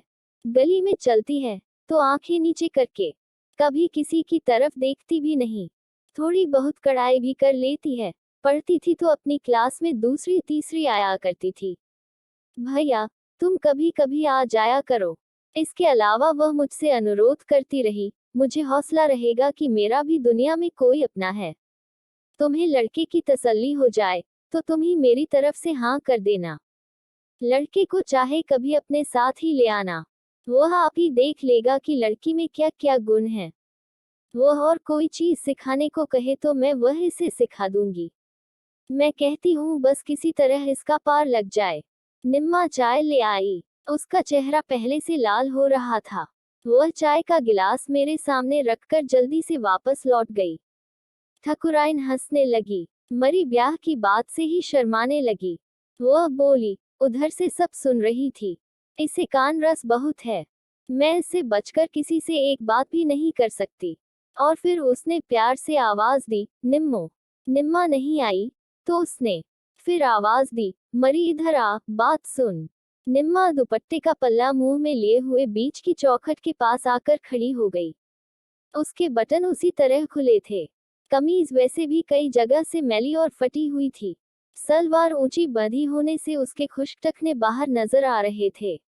उसकी कमीज इस तरह हिल रही थी जैसे वह बहुत तेज दौड़कर आई हो और उसकी सांस फूल रही हो। अम्मा, किसी चीज की जरूरत हो तो दे जाऊं। उसने पल्ला मुंह से निकालकर कहा और उसे फिर उसी तरह दबा लिया। क्यों लाला, खाने को कुछ मंगवाऊं? ठकुराइन ने पूछा। नहीं भाभी, मुझे देर हो रही है, अब मैं चलूंगा। बस जल्दी से चाय पी लूं। मैं गिलास उठाकर जल्दी जल्दी चाय के घूंट भरने लगा। मुझे अपने से कोफ्त हो रही थी कि दफ्तर से किस काम के लिए आया हूँ और यहाँ आकर क्या झक मार रहा हूँ। फोटोग्राफर से अलग होने के बाद मैंने किया ही क्या था। उसका कैमरा कंधे पर डालकर ले आया था और तस्वीर अब तक एक भी नहीं ली थी। अम्मा, इनसे कहो ये अपनी मशीन से हमारी तस्वीर खींच दें। निम्मा बोली, हम अपनी तस्वीर शीशे में जड़ाकर दीवार पर लगाएंगे। मरी, जाने कितना खर्च होता है तस्वीर खींचने पर। ठाकुराइन बोली, तस्वीर ऐसे ही थोड़े खींच जाती है, इसमें फिल्म नहीं है। फिल्म होती तो मैं खींच देता, मैंने कहा। मन एक बार झुंझला उठा कि उसकी एक तस्वीर खींच ही देता तो क्या था, मगर फिर सोचा कि ठीक ही तो है। वह कैमरा मैं प्रोफेशनल काम के लिए लाया हूँ या इस तरह की तस्वीरें खींचने के लिए। अपने फीचर में मैं निम्मा की तस्वीर को किस तरह इस्तेमाल कर सकता हूँ। मगर मेरा एक मन ये भी था कि उस घर की सीढ़ियां चढ़कर ऊपर की कोठरी में जाऊं और वहां टूटी चारपाई पर पड़े हुए मियां इबादत अली की एक तस्वीर ले लूं। उस तस्वीर का तो मैं प्रोफेशनल तौर पर इस्तेमाल कर सकता था। उस पर तो बल्कि एक बहुत अच्छा शीर्षक भी दिया जा सकता था। साथ के विवरण में मियां इबादत अली के पाकिस्तान जाने और लौटकर आने की बात और उसकी लड़की खुर्शीद का किस्सा भी दिया जा सकता था। इससे फीचर काफी रोचक बन सकता था। मगर निम्मा के सामने बोला हुआ झूठ मेरी मजबूरी बन गया था। मैं अब इबादत अली की तस्वीर भी कैसे ले सकता था। मैं उनके यहाँ से चला तो ठकुराइन मुझे गली के मोड़ तक छोड़ने साथ चली आई। गली में आकर भी वह वही बातें दोहराती रही। लड़की के ब्याह पर वह ज्यादा नहीं, मगर 400-500 तो खर्च करेगी ही। ठाकुर साहब होते तो जाने कितना करते। मैं उनके यहाँ फिर कब आऊंगा। मैं न आ सकूं तो वही कभी मेरे घर पर आकर मुझसे पूछ ले। मैं एक कार्ड पर अपना पता लिखकर उसे जरूर भेज दूं। कार्ड लिखूं तो ठाकुर साहब के नाम से ही लिखूं। ठकुराइन के लौट जाने पर मैं पानवाले से सिगरेट खरीदने के लिए रुका तो उसने सिर से पैर तक मेरा जायजा लेते हुए कहा, क्यों साहब, आप इनके रिश्तेदार हैं? क्यों? उसकी बदतमी डॉलर जी पर मुझे गुस्सा आ गया। ऐसे ही पूछ रहे हैं। वह बोला, हम तो समझते थे ये माँ बेटी अकेली ही हैं। मेरी इन लोगों के साथ पुरानी वाकफियत है। मैंने कहा, मैं पहले इसी घर में रहता था। अच्छा, हाँ। वह आवाज को कुछ लटका कर बोला, हमने समझा आपकी इनके साथ रिश्तेदारी है। एक तरह से रिश्तेदारी है भी। मैंने माथे पर त्योरी डालते हुए कहा, तुम बात करो। बात कुछ भी नहीं। वो डब्बी देकर पैसे गिनता हुआ बोला, बेचारी गरीब हैं, घरों में जाकर बर्तन अर्तन मलती हैं, इसलिए हमने कहा। क्या कहा? कुछ नहीं। वह बोला, ऐसे ही हम बात के लिए बात कर रहे थे। मैं गली से बाहर आया तो कोई चीज मुझे अंदर से खौंच रही थी। मुझे लग रहा था कि वहां और भी कुछ था जिसकी मुझे तस्वीर लेनी थी, मगर मैं नहीं ले सका था। लेकिन वह कुछ क्या था? मैं लौटकर दफ्तर पहुंचा तो वहां हरबंस मेरा इंतजार कर रहा था। तुम कब से आए हुए हो? मैंने पूछा। अभी थोड़ी देर हुई आया था। वह बोला, मैं तुम्हें अपने साथ एक जगह ले जाने के लिए आया हूँ। मैंने उसे बताया कि मैं दिन भर शहर में गलियों की खाक छानता रहा हूँ, इसलिए बहुत थका हुआ हूँ। थके हुए होने से क्या होता है? वह बोला, थका हुआ आदमी चाय पीने तो चल ही सकता है, मगर यह भी तो पता चले कि चलना कहाँ है। उसी के घर चलना है। वह थोड़ा रुकता हुआ बोला, पॉलिटिकल सेक्रेटरी के। वह बहुत दिनों से घर पर आने के लिए कह रहा था। नीलिमा भी बहुत कह रही थी कि उसने इतनी बार बुलाया है तो हमें जरूर चलना चाहिए।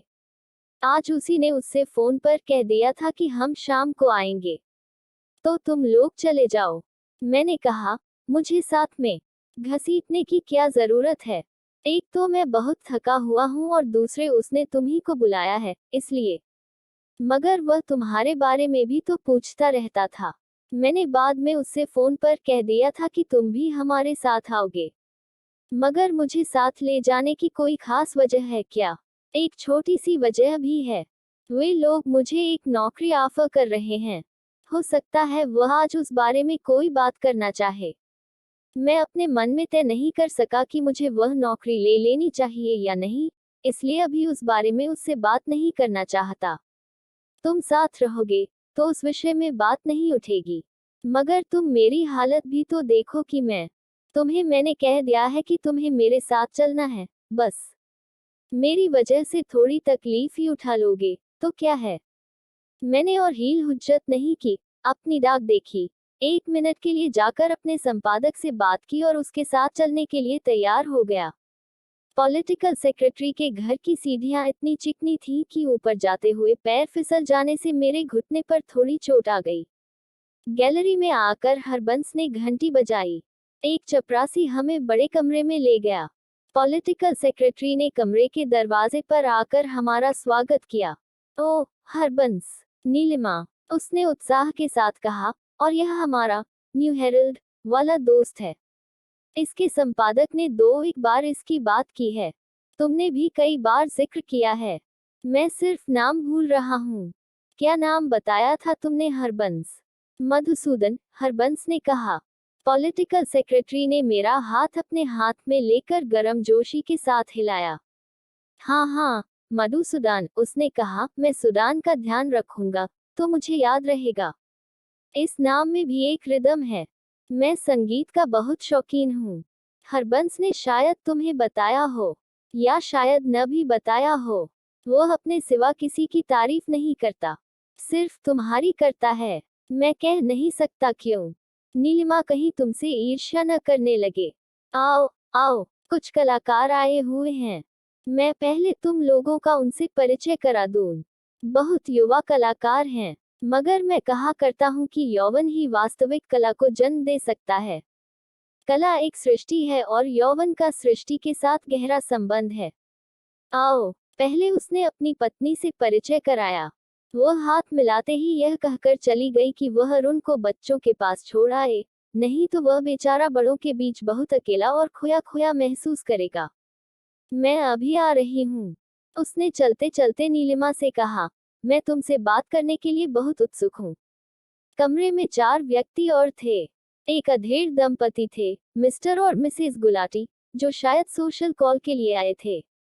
2 युवा चित्रकार थे जिन्होंने हाल ही में फाइन आर्ट का डिप्लोमा लिया था। एक का नाम था रणधीर और दूसरे का सुभाष। रणधीर बाल और दाढ़ी दोनों बढ़ाए हुए था, कुर्ता पाजामा पहने था। सुभाष नीली कॉर्डराय की पतलून के साथ पीली जैकेट पहने था। उन दोनों ने अतिशय नम्रता के साथ हम सब से हाथ मिलाया, जैसे हम सब भी पॉलिटिकल सेक्रेटरी के रुतबे के ही लोग हों। हम लोग इनके बनाए हुए कुछ चित्र देख रहे थे। पॉलिटिकल सेक्रेटरी बोला, ये लोग बहुत अच्छी रचनाएं कर रहे हैं। मिस्टर और मिसेस गुलाटी कला के बहुत शौकीन हैं। मेरा ख्याल है आप सबको भी इसमें दिलचस्पी होगी। क्यों हरबंस? अरे, मैं ये किससे पूछ रहा हूँ? मिस्टर गुलाटी, मेरा दोस्त हरबंस इतिहास का पंडित है, मगर कला का भी बहुत बड़ा पारखी है। इसकी पत्नी या लड़की नीलिमा, ये भारतीय नृत्य की, क्या कहूँ क्या है? हरबंस, मुझे बताओ ठीक शब्द क्या है? मगर तुम नहीं बताओगे। तुम उससे ईर्ष्या करते हो, मैं जानता हूँ। हमारा दोस्त, मैं फिर तुम्हारा नाम भूल गया। मैं तुम्हें न्यू हेरल्ड ही कहूँगा। हाँ तो, न्यू हेरल्ड, इसे भारतीय नृत्य की क्या कहना चाहिए? वह चुटकी बजाने लगा। मुझे ठीक शब्द मालूम है, मगर वह मेरे दिमाग में आ नहीं रहा। वह है, क्या है? अच्छा, हम अपने दोस्त न्यू हेरल्ड को सोचने देते हैं और तब तक ये चित्र देखते हैं। इस बीच उसकी पत्नी अरुण को छोड़कर आ गई। उसे देखते ही वह बोला, आओ डियर आओ। मैं सोच रहा था कि तुम आ जाओ, तभी हम चित्र देखें। इसीलिए इन लोगों को बातों में लगाए हुए था। तुम यहाँ आकर मेरे पास बैठो। तुम जाने हमेशा मुझसे दूर दूर क्यों रहती हो। तुम जानती हो मैं तुम्हें कितना चाहता हूँ, फिर भी मैं यहाँ अपने पत्रकार मित्र के पास बैठ रही हूँ। उसकी पत्नी ने कहा, मैं तुम्हारी वही रोज रोज की बातें सुनकर और नहीं ऊबना चाहती। अपने इस नए मित्र से तो मैं इन चित्रों के बारे में कुछ समझ भी सकूंगी। तुम तो बस शोर ही मचाते रहोगे और देखने समझने कुछ नहीं दोगे। वह मेरे पास की कुर्सी पर आ बैठी। पॉलिटिकल सेक्रेटरी घूरकर देखने की मुद्रा बनाकर मुझसे बोला, देखो मिस्टर न्यू हेरल्ड, मैं तुमसे ही मित्रतापूर्ण व्यवहार की आशा करता हूँ। मुझे उम्मीद है कि तुम अपने पहले समीक्षक की तरह खतरनाक आदमी नहीं हो। तुम बस अपना नाटक ही करना चाहते हो, यह चित्र भी देखना चाहते हो? उसकी पत्नी ने उसे झाड़ दिया। वह डांट खाए हुए बच्चे की तरह बिल्कुल सीधा होकर बैठ गया और बोला, मैं चित्र देखना चाहता हूँ, डार्लिंग। मगर मुझे शेक्सपियर की वह पंक्ति हमेशा याद रहती है, frailty Dai name is. Please. उसकी पत्नी गंभीर होकर बोली। वह भी सहसा गंभीर हो गया। तो मिस्टर सुभाष, अब अगला चित्र। सुभाष ने दीवार पर लगे हुए एक चित्र को उतार दिया और उसकी जगह दूसरा चित्र लगा दिया। नीचे उस दीवार के साथ 6-8 कैनवस रखे थे। जो चित्र लगाया गया था, उसे देखकर लगता था जैसे वह प्रागैतिहासिक युग का एक बड़ा सा डॉलर गार हो। उसमें काले, हरे और भूरे रंगों का प्रयोग एक भय और नृशंसता का वातावरण पैदा करता प्रतीत होता था। इसका शीर्षक क्या है? पॉलिटिकल सेक्रेटरी ने कलाकार से पूछा। शीर्षक कुछ भी हो सकता है, सुभाष ने कहा। हर व्यक्ति इसे अपने मन से अलग शीर्षक दे सकता है। मेरे ख्याल में इसका शीर्षक होना चाहिए। क्या होना चाहिए? क्यों मिस्टर गुलाटी, इसका शीर्षक क्या होना चाहिए? मिस्टर गुलाटी बहुत उत्तरदायित्वपूर्ण काम करने के ढंग से चित्र को और ध्यान से देखने लगे। फिर सोचते हुए से बोले, इसका शीर्षक मेरे ख्याल में होना चाहिए हाँ, बताए। अंधेरा और उजाला नहीं हो सकता। अंधेरा और उजाला। पॉलिटिकल सेक्रेटरी की पत्नी चित्र का गंभीर अध्ययन करती हुई बोली, मगर मुझे तो इसमें अंधेरा ही अंधेरा नजर आता है। उजाला इसमें कहाँ है? मैं समझता हूँ शायद चित्र पर ठीक से लाइट नहीं पड़ रही। मैंने धीरे से कहा। हाँ, मैं भी यही सोच रहा था, पॉलिटिकल सेक्रेटरी बोला। उसने उठकर उस तरफ की खिड़की बंद करके 2-1 बत्तियां और जला दी और कहा, अब मुझे कुछ उजाला नजर आ रहा है। उसकी पत्नी ने कहा, जिससे सब लोग हंस दिए और कलाकार कुछ छिप गया। और तुम्हारा क्या शीर्षक है, हरबंस? हरबंस उस समय न जाने कहाँ खोया हुआ था। वह सहसा चौंक गया। तभी बैराइट ट्रे में चाय लिए हुए आ गया। कुछ देर के लिए बात रुकी रही। तब तक हरबंस चित्र को देखता रहा। फिर अपनी चाय में चीनी हिलाता हुआ बोला, मुझे तो यह एक गर्भाशय सा लगता है। गर्भाशय? पॉलिटिकल सेक्रेटरी की पत्नी अपनी गंभीरता में चौंक गई। ये कैसे हो सकता है? क्योंकि इसमें कुछ वैसी ही गोलाइयां हैं और जैसे कि तुमने गर्भाशय देख रखा है। नीलिमा ने उस पर टिप्पणी कर दी तो हरबंस कुछ सकपका गया। ओ नीलिमा, पॉलिटिकल सेक्रेटरी हाथ पर हाथ मारकर बोला, तुम क्या कहना चाहती हो कि वह?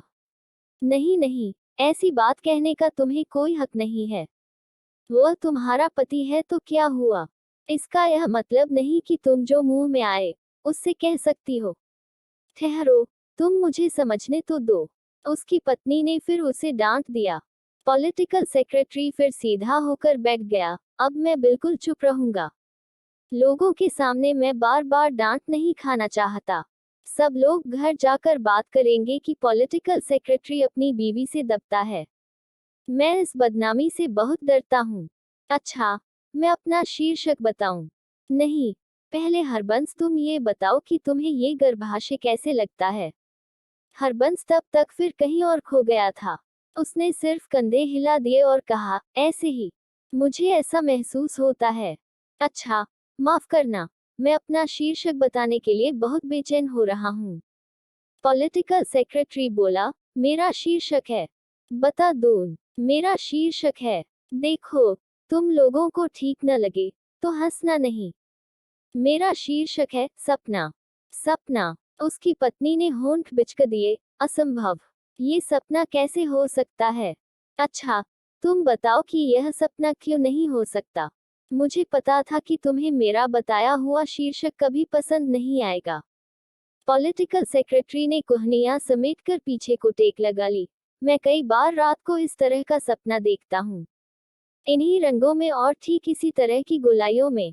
अगर मैं कलाकार होता, तो मैं उसका ठीक इसी तरह का चित्र बनाता। अच्छा, हम कलाकार से ही पूछते हैं कि उसके ख्याल में इसका कौन सा शीर्षक ज्यादा ठीक है। उसकी पत्नी पहले जिस गंभीरता के साथ चित्र को देख रही थी, अब उसी गंभीरता के साथ कलाकार के चेहरे को देखने लगी। दोनों कलाकारों ने एक बार एक दूसरे की तरफ देखा। फिर रणधीर बोला, देखिए शीर्षक तो कुछ भी हो सकता है। वैसे सपना शीर्षक में कुछ कोमलता है, इसलिए व्यक्तिगत रूप से मुझे ये ज्यादा अच्छा लगता है। मगर किसी भी चित्र का कोई एक ही शीर्षक नहीं होता। देखा, पॉलिटिकल सेक्रेटरी कुछ चमक कर बोला, मैं कलाकार नहीं हूँ, मगर शीर्षकों का रहस्य मैं थोड़ा बहुत जानता हूँ। जिन चित्रों के लिए और कोई शीर्षक न सूझता हो, उन पर इन 3-4 शीर्षकों में से कोई एक शीर्षक जरूर ठीक बैठ जाता है। सपना, समय, अंतर्मन और खोज। जहां इनमें से भी कोई न चल सकता हो, वहां मैं उसे सिर्फ एब्स्ट्रैक्ट कह देता हूँ। वैसे माँ और बेटा भी इसी तरह का एक शीर्षक है। मिस्टर गुलाटी ने सुझाव दिया। ये शीर्षक अब पुराना हो गया है। पॉलिटिकल सेक्रेटरी बोला, अब माँ और बेटा शीर्षक सुनकर कुछ अजीब सा लगता है। हाँ, ये दोनों शब्द अलग अलग शीर्षक के रूप में दिए जा सकते हैं। तुम्हारा क्या शीर्षक है? New Herald. मेरा उत्तर देने को मन नहीं हो रहा था। फिर भी मैंने कहा, मुझे तो यह आदिम गुफा जैसी लगती है। इसका मतलब है कि तुम्हारा और हरबंस का शीर्षक एक ही है। पॉलिटिकल सेक्रेटरी फिर हंसा, तभी तुम दोनों में इतनी दोस्ती है। तुम दोनों बिल्कुल एक ही तरह सोचते हो। कलाकार ने उस चित्र को हटाकर एक नया चित्र लगा दिया, खिड़की के पर्दे के पास रखे हुए गुलदस्ते का। पॉलिटिकल सेक्रेटरी एकदम बोल उठा, इसका शीर्षक मैं बताता हूँ, स्टिल लाइफ। क्यों? और वह हंसता रहा जैसे उसने ये बहुत बड़ी मजाक की बात कही हो। क्यों? ये शीर्षक पुराना नहीं है। उसकी पत्नी अपनी उसी गंभीरता के साथ बोली। ये पुराना होने वाला शीर्षक नहीं है। दुनिया में बने 1/3 चित्रों का शीर्षक यही होगा। क्यों हरबंस? आज तुम बहुत मूड में हो। हरबंस ने जैसे बला टालने के लिए कहा। सुन लिया। पॉलिटिकल सेक्रेटरी की पत्नी बोली, तुमसे कितनी बार कहती हूँ कि जितनी बर्दाश्त हो, उससे ज्यादा न पिया करो। देखो मेरी बीवी को। पॉलिटिकल सेक्रेटरी ने सिर खुजलाते हुए कहा, कोई मेरी तारीफ भी करे, तो यह उसमें से दूसरा ही मतलब निकाल लेती है। मैं चाहे अपने गले को रेगिस्तान की तरह खुश्क रखूं, फिर भी यह कहे बिना नहीं मानेगी। बेराए एक के बाद एक सैंडविच और पैटीज की प्लेटें लिए हुए सामने आ जाता था। कलाकार एक चित्र दीवार से उतारता और उसकी जगह दूसरा चित्र लगा देता था। उसके अधिकांश चित्र पहले चित्र की तरह एब्स्ट्रैक्ट के प्रयोग थे। उनमें स्याह रंग का प्रयोग बहुत खुलकर किया गया था, जो पॉलिटिकल सेक्रेटरी की पत्नी को पसंद नहीं आ रहा था। वह अपनी अरुचि को खामोश रहकर छिपाने का प्रयत्न कर रही थी।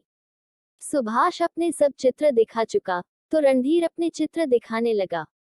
उनमें ज्यादातर मानवीय आकृतियों के चित्र थे और कुछ लैंडस्केप थे। उनके रंग भी काफी भड़कीले थे। उन चित्रों को देखते हुए पॉलिटिकल सेक्रेटरी की पत्नी काफी उत्साहित हो उठी। मैं बार बार कमरे के नीले पर्दों को देखता था, फिर कॉफी की प्यालियों और सैंडविच की प्लेटों को देखता था। मन हो रहा था कि किसी तरह वह सिलसिला समाप्त हो, तो वहां से उठकर चलूं। कमरे की सजावट काफी अच्छी थी। भूरे रंग का मोटा गलीचा तो बहुत ही अच्छा था। कुर्सी पर बैठे हुए पैर उसमें धंस धंस जाता था। दीवारों पर तस्वीरों के बड़े बड़े फ्रेम लगे थे। आंखें उन पर अटकती नहीं थी, उनमें खो जाती थी। सोफे काफी बड़े और खुले थे। मगर वह सब कुछ मुझे अपने से बहुत दूर का लग रहा था, शायद छोटे घरों में रहने के अभ्यास के कारण। रणधीर अपने एक लैंडस्केप के विषय में कुछ बता रहा था और मैं सोच रहा था कि वह सजावट उस घर के व्यक्तित्व को प्रकट करती है, या उस घर में रहने वाले लोगों के, या उन दोनों से अलग किसी और ही व्यक्तित्व को। बार बार मेरा मन अपनी घड़ी की तरफ देखने को होता था, मगर सभ्यता के तकाजे से मैं अपनी आंखों को कलाई की तरफ नहीं जाने देता था। रणधीर अपने हर चित्र को दीवार पर लगाने से पहले एक छोटी सी भूमिका बांधता था, और उसे उतारने के बाद भी उसके बारे में कुछ न कुछ बताता रहता था। वह अपने हर चित्र की प्रेरणा के स्रोत के संबंध में लोगों को पूरी जानकारी दे देना चाहता था। मैंने अपनी घड़ी पर हाथ रख लिया था कि गलती से मेरी आंखें उस तरफ न चली जाएं। सब लोग शीर्षकों का खेल उसी तरह खेल रहे थे। एक अपना शीर्षक रखता था, तो दूसरा उसे हटाकर अपना शीर्षक रखना चाहता था। पॉलिटिकल सेक्रेटरी उस खेल का नायक था। वह किसी समय इतना शोर करता था कि मेरा ध्यान भी घड़ी से हटकर उसकी बात की तरफ चला जाता था। सब चित्र दिखाकर रणधीर चेहरे पर एक उत्सुकता का भाव लिए हुए सोफे पर आ बैठा। सुभाष के चेहरे पर भी वैसी ही उत्सुकता नजर आ रही थी कि शायद लोग अब उनके चित्रों पर कुछ टीका टिप्पणी करें। मगर जब किसी ने कुछ नहीं कहा तो रणधीर बोला, देखिए, हम अपने चित्रों के संबंध में आप लोगों की सही राय जानना चाहते हैं। आप जानते हैं कि आप लोगों की राय हमारे लिए कितनी मूल्यवान हो सकती है। मेरे ख्याल में तो सभी चित्र बहुत अच्छे थे। पॉलिटिकल सेक्रेटरी ने कहा, हम सब आपके आभारी हैं कि आप लोगों ने यहाँ आकर हमें अपनी कला से परिचित होने का अवसर दिया। फिर भी कोई चीज जो आपको ज्यादा पसंद आई हो? मैंने कहा है न, मुझे सभी चित्र एक से पसंद आए हैं। सब के सब बहुत अच्छे हैं। बाकी मिस्टर गुलाटी और हमारा न्यू हेरल्ड का दोस्त आपको ज्यादा बता सकते हैं। आपको पता है हमारा ये न्यू हेरल्ड का आर्ट और ड्रामा क्रिटिक है। इसकी राय आपके लिए सबसे मूल्यवान हो सकती है। आप लोग अब कुछ देर आपस में बातचीत करें। मैं उतनी देर हरबंस को अपना घर दिखा दूं। मैं बहुत दिनों से इस शख्स को अपने घर पर आने के लिए कह रहा था, मगर आज ये पहली बार आया है। आओ हरबंस, तुम्हें उधर के हिस्से दिखा दूं। कहता हुआ पॉलिटिकल सेक्रेटरी उठ खड़ा हुआ। मैं अपनी स्टडी तुम्हें खास तौर पर दिखाना चाहता हूँ। मैंने इधर कुछ नई किताबें मंगवाए हैं जिन्हें देखकर तुम्हें खुशी होगी। आओ, तुम्हें चुपचाप बैठे देखकर मुझे अच्छा नहीं लग रहा। हरबंस ने एक नजर मेरी तरफ देखा और उठ खड़ा हुआ। मैं अभी आ रहा हूँ, उसने बिना वजह मुझसे कहा और पॉलिटिकल सेक्रेटरी के साथ चला गया। आपका वह जो एब्स्ट्रैक्ट था। उनके चले जाने के बाद मिस्टर गुलाटी कहने लगे, जिसका शीर्षक मिस्टर मधुसूदन ने हिरोशिमा बतलाया था, मैं उसके बारे में एक बात पूछना चाहता हूँ। नीलिमा, तुमने भी तो मेरा घर नहीं देखा है। पॉलिटिकल सेक्रेटरी की पत्नी नीलिमा से बोली, आओ, मैं तुम्हें ऊपर चलकर अपना टेरेस दिखलाऊं। मैंने ये घर उस टेरेस की वजह से ही पसंद किया था। तुम देखना पसंद करोगी? हाँ जरूर, नीलिमा बोली। मैं जब से आई हूँ, तब से इस घर की एक एक चीज को ध्यान से देख रही हूँ। यहाँ की छोटी से छोटी चीज से भी आपके टेस्ट का पता चलता है।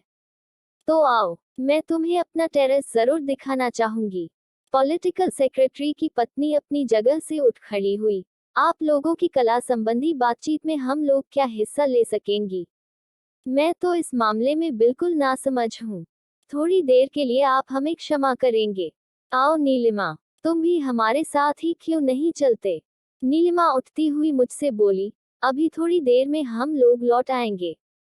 मैं भी कला संबंधी बातचीत से बचना चाहता था, इसलिए मैंने मन में नीलिमा को इस सुझाव के लिए धन्यवाद दिया और झट ही उसके साथ चलने के लिए उठ खड़ा हुआ।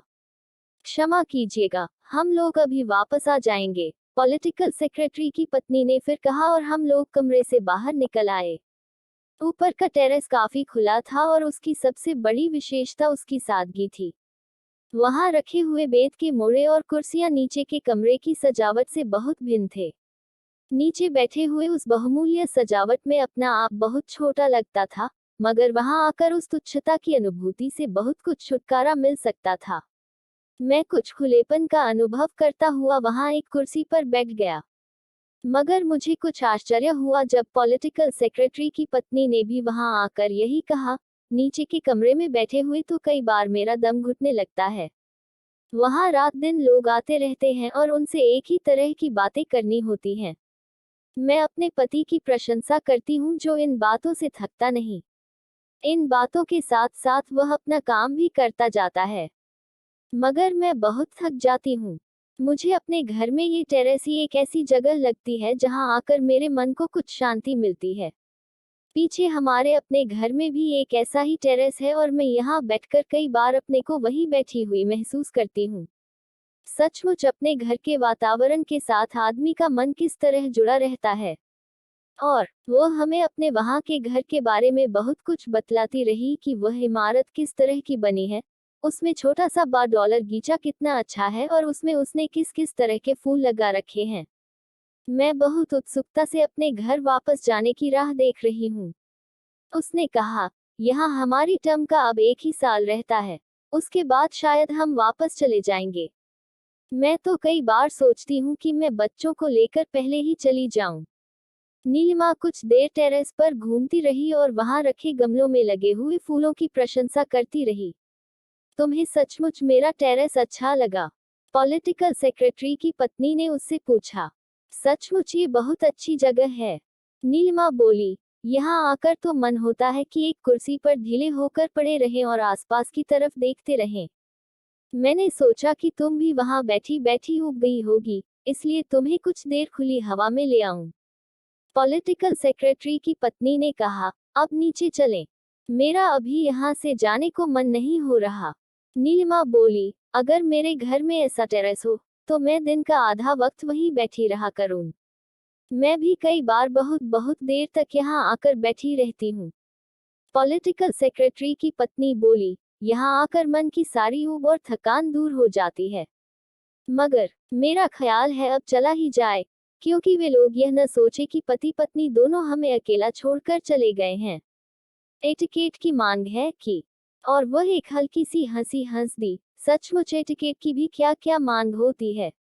जब हम लोग लौटकर नीचे आए, तो वहां कमरे में अस्वाभाविक सी खामोशी छाई थी। मिस्टर और मिसेस गुलाटी बिल्कुल खामोश बैठे थे और दोनों कलाकार बहुत धीरे धीरे आपस में ही कुछ बात कर रहे थे। पॉलिटिकल सेक्रेटरी की पत्नी ने वहां आकर उन लोगों से फिर क्षमा मांगी और मुस्कुराकर कहा, मैंने तो सोचा था कि आप लोगों में कला के मूल्यों के संबंध में खूब गर्मागर्म बहस हो रही होगी और आप लोग यहाँ बिल्कुल चुपचाप बैठे हैं। ठहरिए, मैं अभी अपने पति को बुला लाती हूँ। वही एक आदमी है जो इतनी बात कर सकता है कि किसी और के बात करने की जरूरत ही न रहे। वो और किसी को बात करने का मौका ही नहीं देता। क्यों मिस्टर गुलाटी? उनके रहने से महफिल में बहुत रौनक रहती है। मिस्टर गुलाटी बोले, उन जैसा जानदार और जिंदादिल आदमी मैंने बहुत कम देखा है। तो मैं अभी उसे बुलाकर ला रही हूँ, कहती हुई पॉलिटिकल सेक्रेटरी की पत्नी फिर वहां से चली गई। वो लौट कर आई, तो उसके पीछे पॉलिटिकल सेक्रेटरी भी वहां आ गया। मुझे बहुत बहुत अफसोस है, उसने आते ही कहा, कि मेरे चले जाने से यहाँ कला संबंधी बातचीत रोकी गई। इसकी सारी जिम्मेदारी हमारे न्यू हेरल्ड वाले दोस्त पर है। मैंने तो सोचा था कि मैं आपको एक आर्ट क्रिटिक के भरोसे छोड़कर जा रहा हूँ, मगर ये आर्ट क्रिटिक के लोग जाने अपने को क्या समझते हैं कि आसानी से अपनी राय ही नहीं बताते। कसूर मेरी पत्नी का भी है जो इस बेचारे को अपना टेरेस दिखाने ले गई। यह अपने टेरेस को दुनिया भर की कला से ज्यादा महत्वपूर्ण समझती है। मैं पहले आप लोगों को संगीत का एक डोज देता हूँ। मैं कहा करता हूँ कि संगीत ही वह चीज है जो इंसान के अंदर एक नई रूह फूंक सकती है। संगीत और शराब, इन दोनों चीजों से अंदर के सब जाले उतर जाते हैं। हम अभी दोनों का एक एक डोज लेंगे, मगर पहले संगीत। वो एक कवर खोलकर उसमें से रिकॉर्ड निकालने लगा, तो नीलिमा ने कहा, मगर मेरे पति को आप कहाँ छोड़ आए? मुझे अफसोस है नीलिमा, पॉलिटिकल सेक्रेटरी हंसकर बोला, तुम्हारे पति को मैं तुमसे उधार मांग कर ले गया था, मगर वह मुझसे गुम हो गया है। मैं इसके लिए तुमसे बहुत बहुत क्षमा प्रार्थी हूँ। वो अंदर कुछ कागज देख रहा है। उसकी पत्नी बोली, अभी आ जाएगा। तो तुम्हें वह मिल गया? पॉलिटिकल सेक्रेटरी रिकॉर्ड छांटता हुआ अपनी पत्नी से बोला, शुक्रिया, बहुत बहुत शुक्रिया। तुमने मेरे सर से एक बोझ उतार दिया, नहीं तो मैं हमेशा के लिए नीलिमा के सामने शर्मिंदा रहता। और कुछ रिकॉर्ड छांट कर उन्हें रेडियोग्राम में लगाते हुए उसने नीलिमा से कहा, नीलिमा, तुमने देखा मेरी पत्नी कितनी अच्छी है। मैं जब भी किसी के पति को गुम करता हूँ, ये फौरन उसे ढूंढ कर ले आती है। मैं कितनी ही बार इसका तजुर्बा कर चुका हूँ। ये लो, वह रहा तुम्हारा पति। हरबंस उधर से आया और आकर चुपचाप मेरे साथ वाली कुर्सी पर बैठ गया। वह कुछ घबराहट में था क्योंकि बैठते हुए उसका एक पैर मेरे जूते पर पड़ गया। बैठते ही उसने सिगरेट सुलगा ली और पीछे को टेक लगाकर थोड़ा लंबा हो गया। रेडियोग्राम पर ऑर्केस्ट्रा आरंभ हो गया था। पॉलिटिकल सेक्रेटरी ऑर्केस्ट्रा की धुन के साथ साथ घुटने हिलाता हुआ रिकॉर्ड छांट रहा था। उसकी पत्नी कुछ देर के लिए उठकर बाहर चली गई और लौट आई। कुछ देर में बैराए एक ट्रे में शराब की बोतलें और गिलास ले आया। नीलिमा, तुमने मेरी पत्नी के सामने हमारे टेरेस की कुछ प्रशंसा की कि नहीं? पॉलिटिकल सेक्रेटरी बोला, एक चीज मैं तुम्हें बता दूं, ये सिर्फ उन्हीं लोगों की प्रशंसा करती है जो इसके टेरेस की प्रशंसा करते हैं। वो टेरेस है ही इतना अच्छा कि कोई उसकी प्रशंसा किए बिना रह नहीं सकता। नीलिमा ने कहा, इसका मतलब है कि तुम मेरी पत्नी को पहली बार मिलने पर ही अच्छी तरह जान गई हो।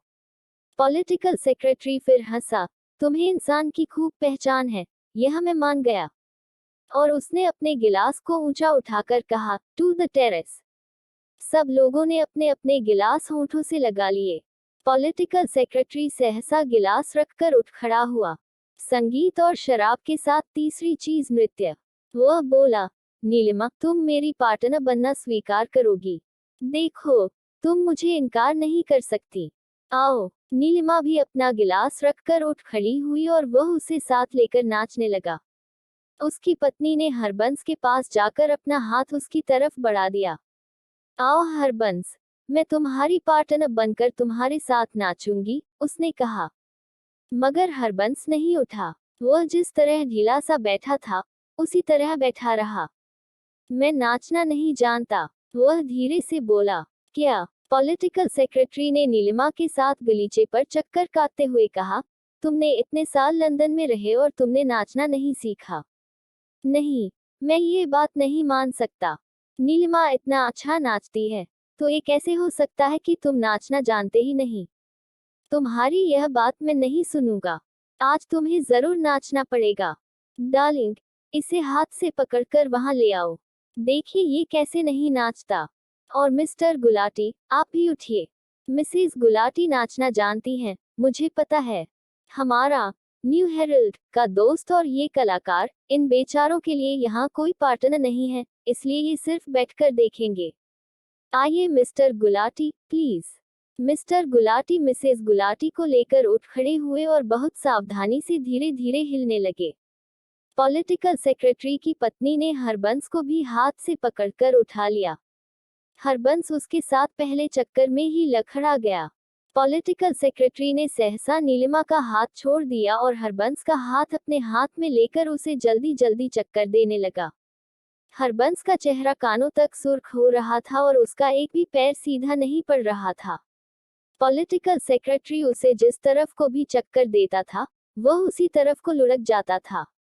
आखिर उसने अपना हाथ छुड़ा लिया और कठिनाई से अपने को संभाले हुए अपनी कुर्सी पर लौट आया। पॉलिटिकल सेक्रेटरी इस पर खिलखिलाकर हंसा और उसने फिर नीलिमा का हाथ थाम लिया। हरबंस का सुर्ख चेहरा कुर्सी पर आकर भी काफी देर ठीक नहीं हुआ और उसकी सांस काफी तेज तेज चलती रही। पॉलिटिकल सेक्रेटरी नीलिमा के साथ तेज कदमों से नाचने लगा। मिस्टर और मिसेस गुलाटी तब भी मशीन के पुर्जों की तरह लगभग एक ही जगह पर हिले जा रहे थे।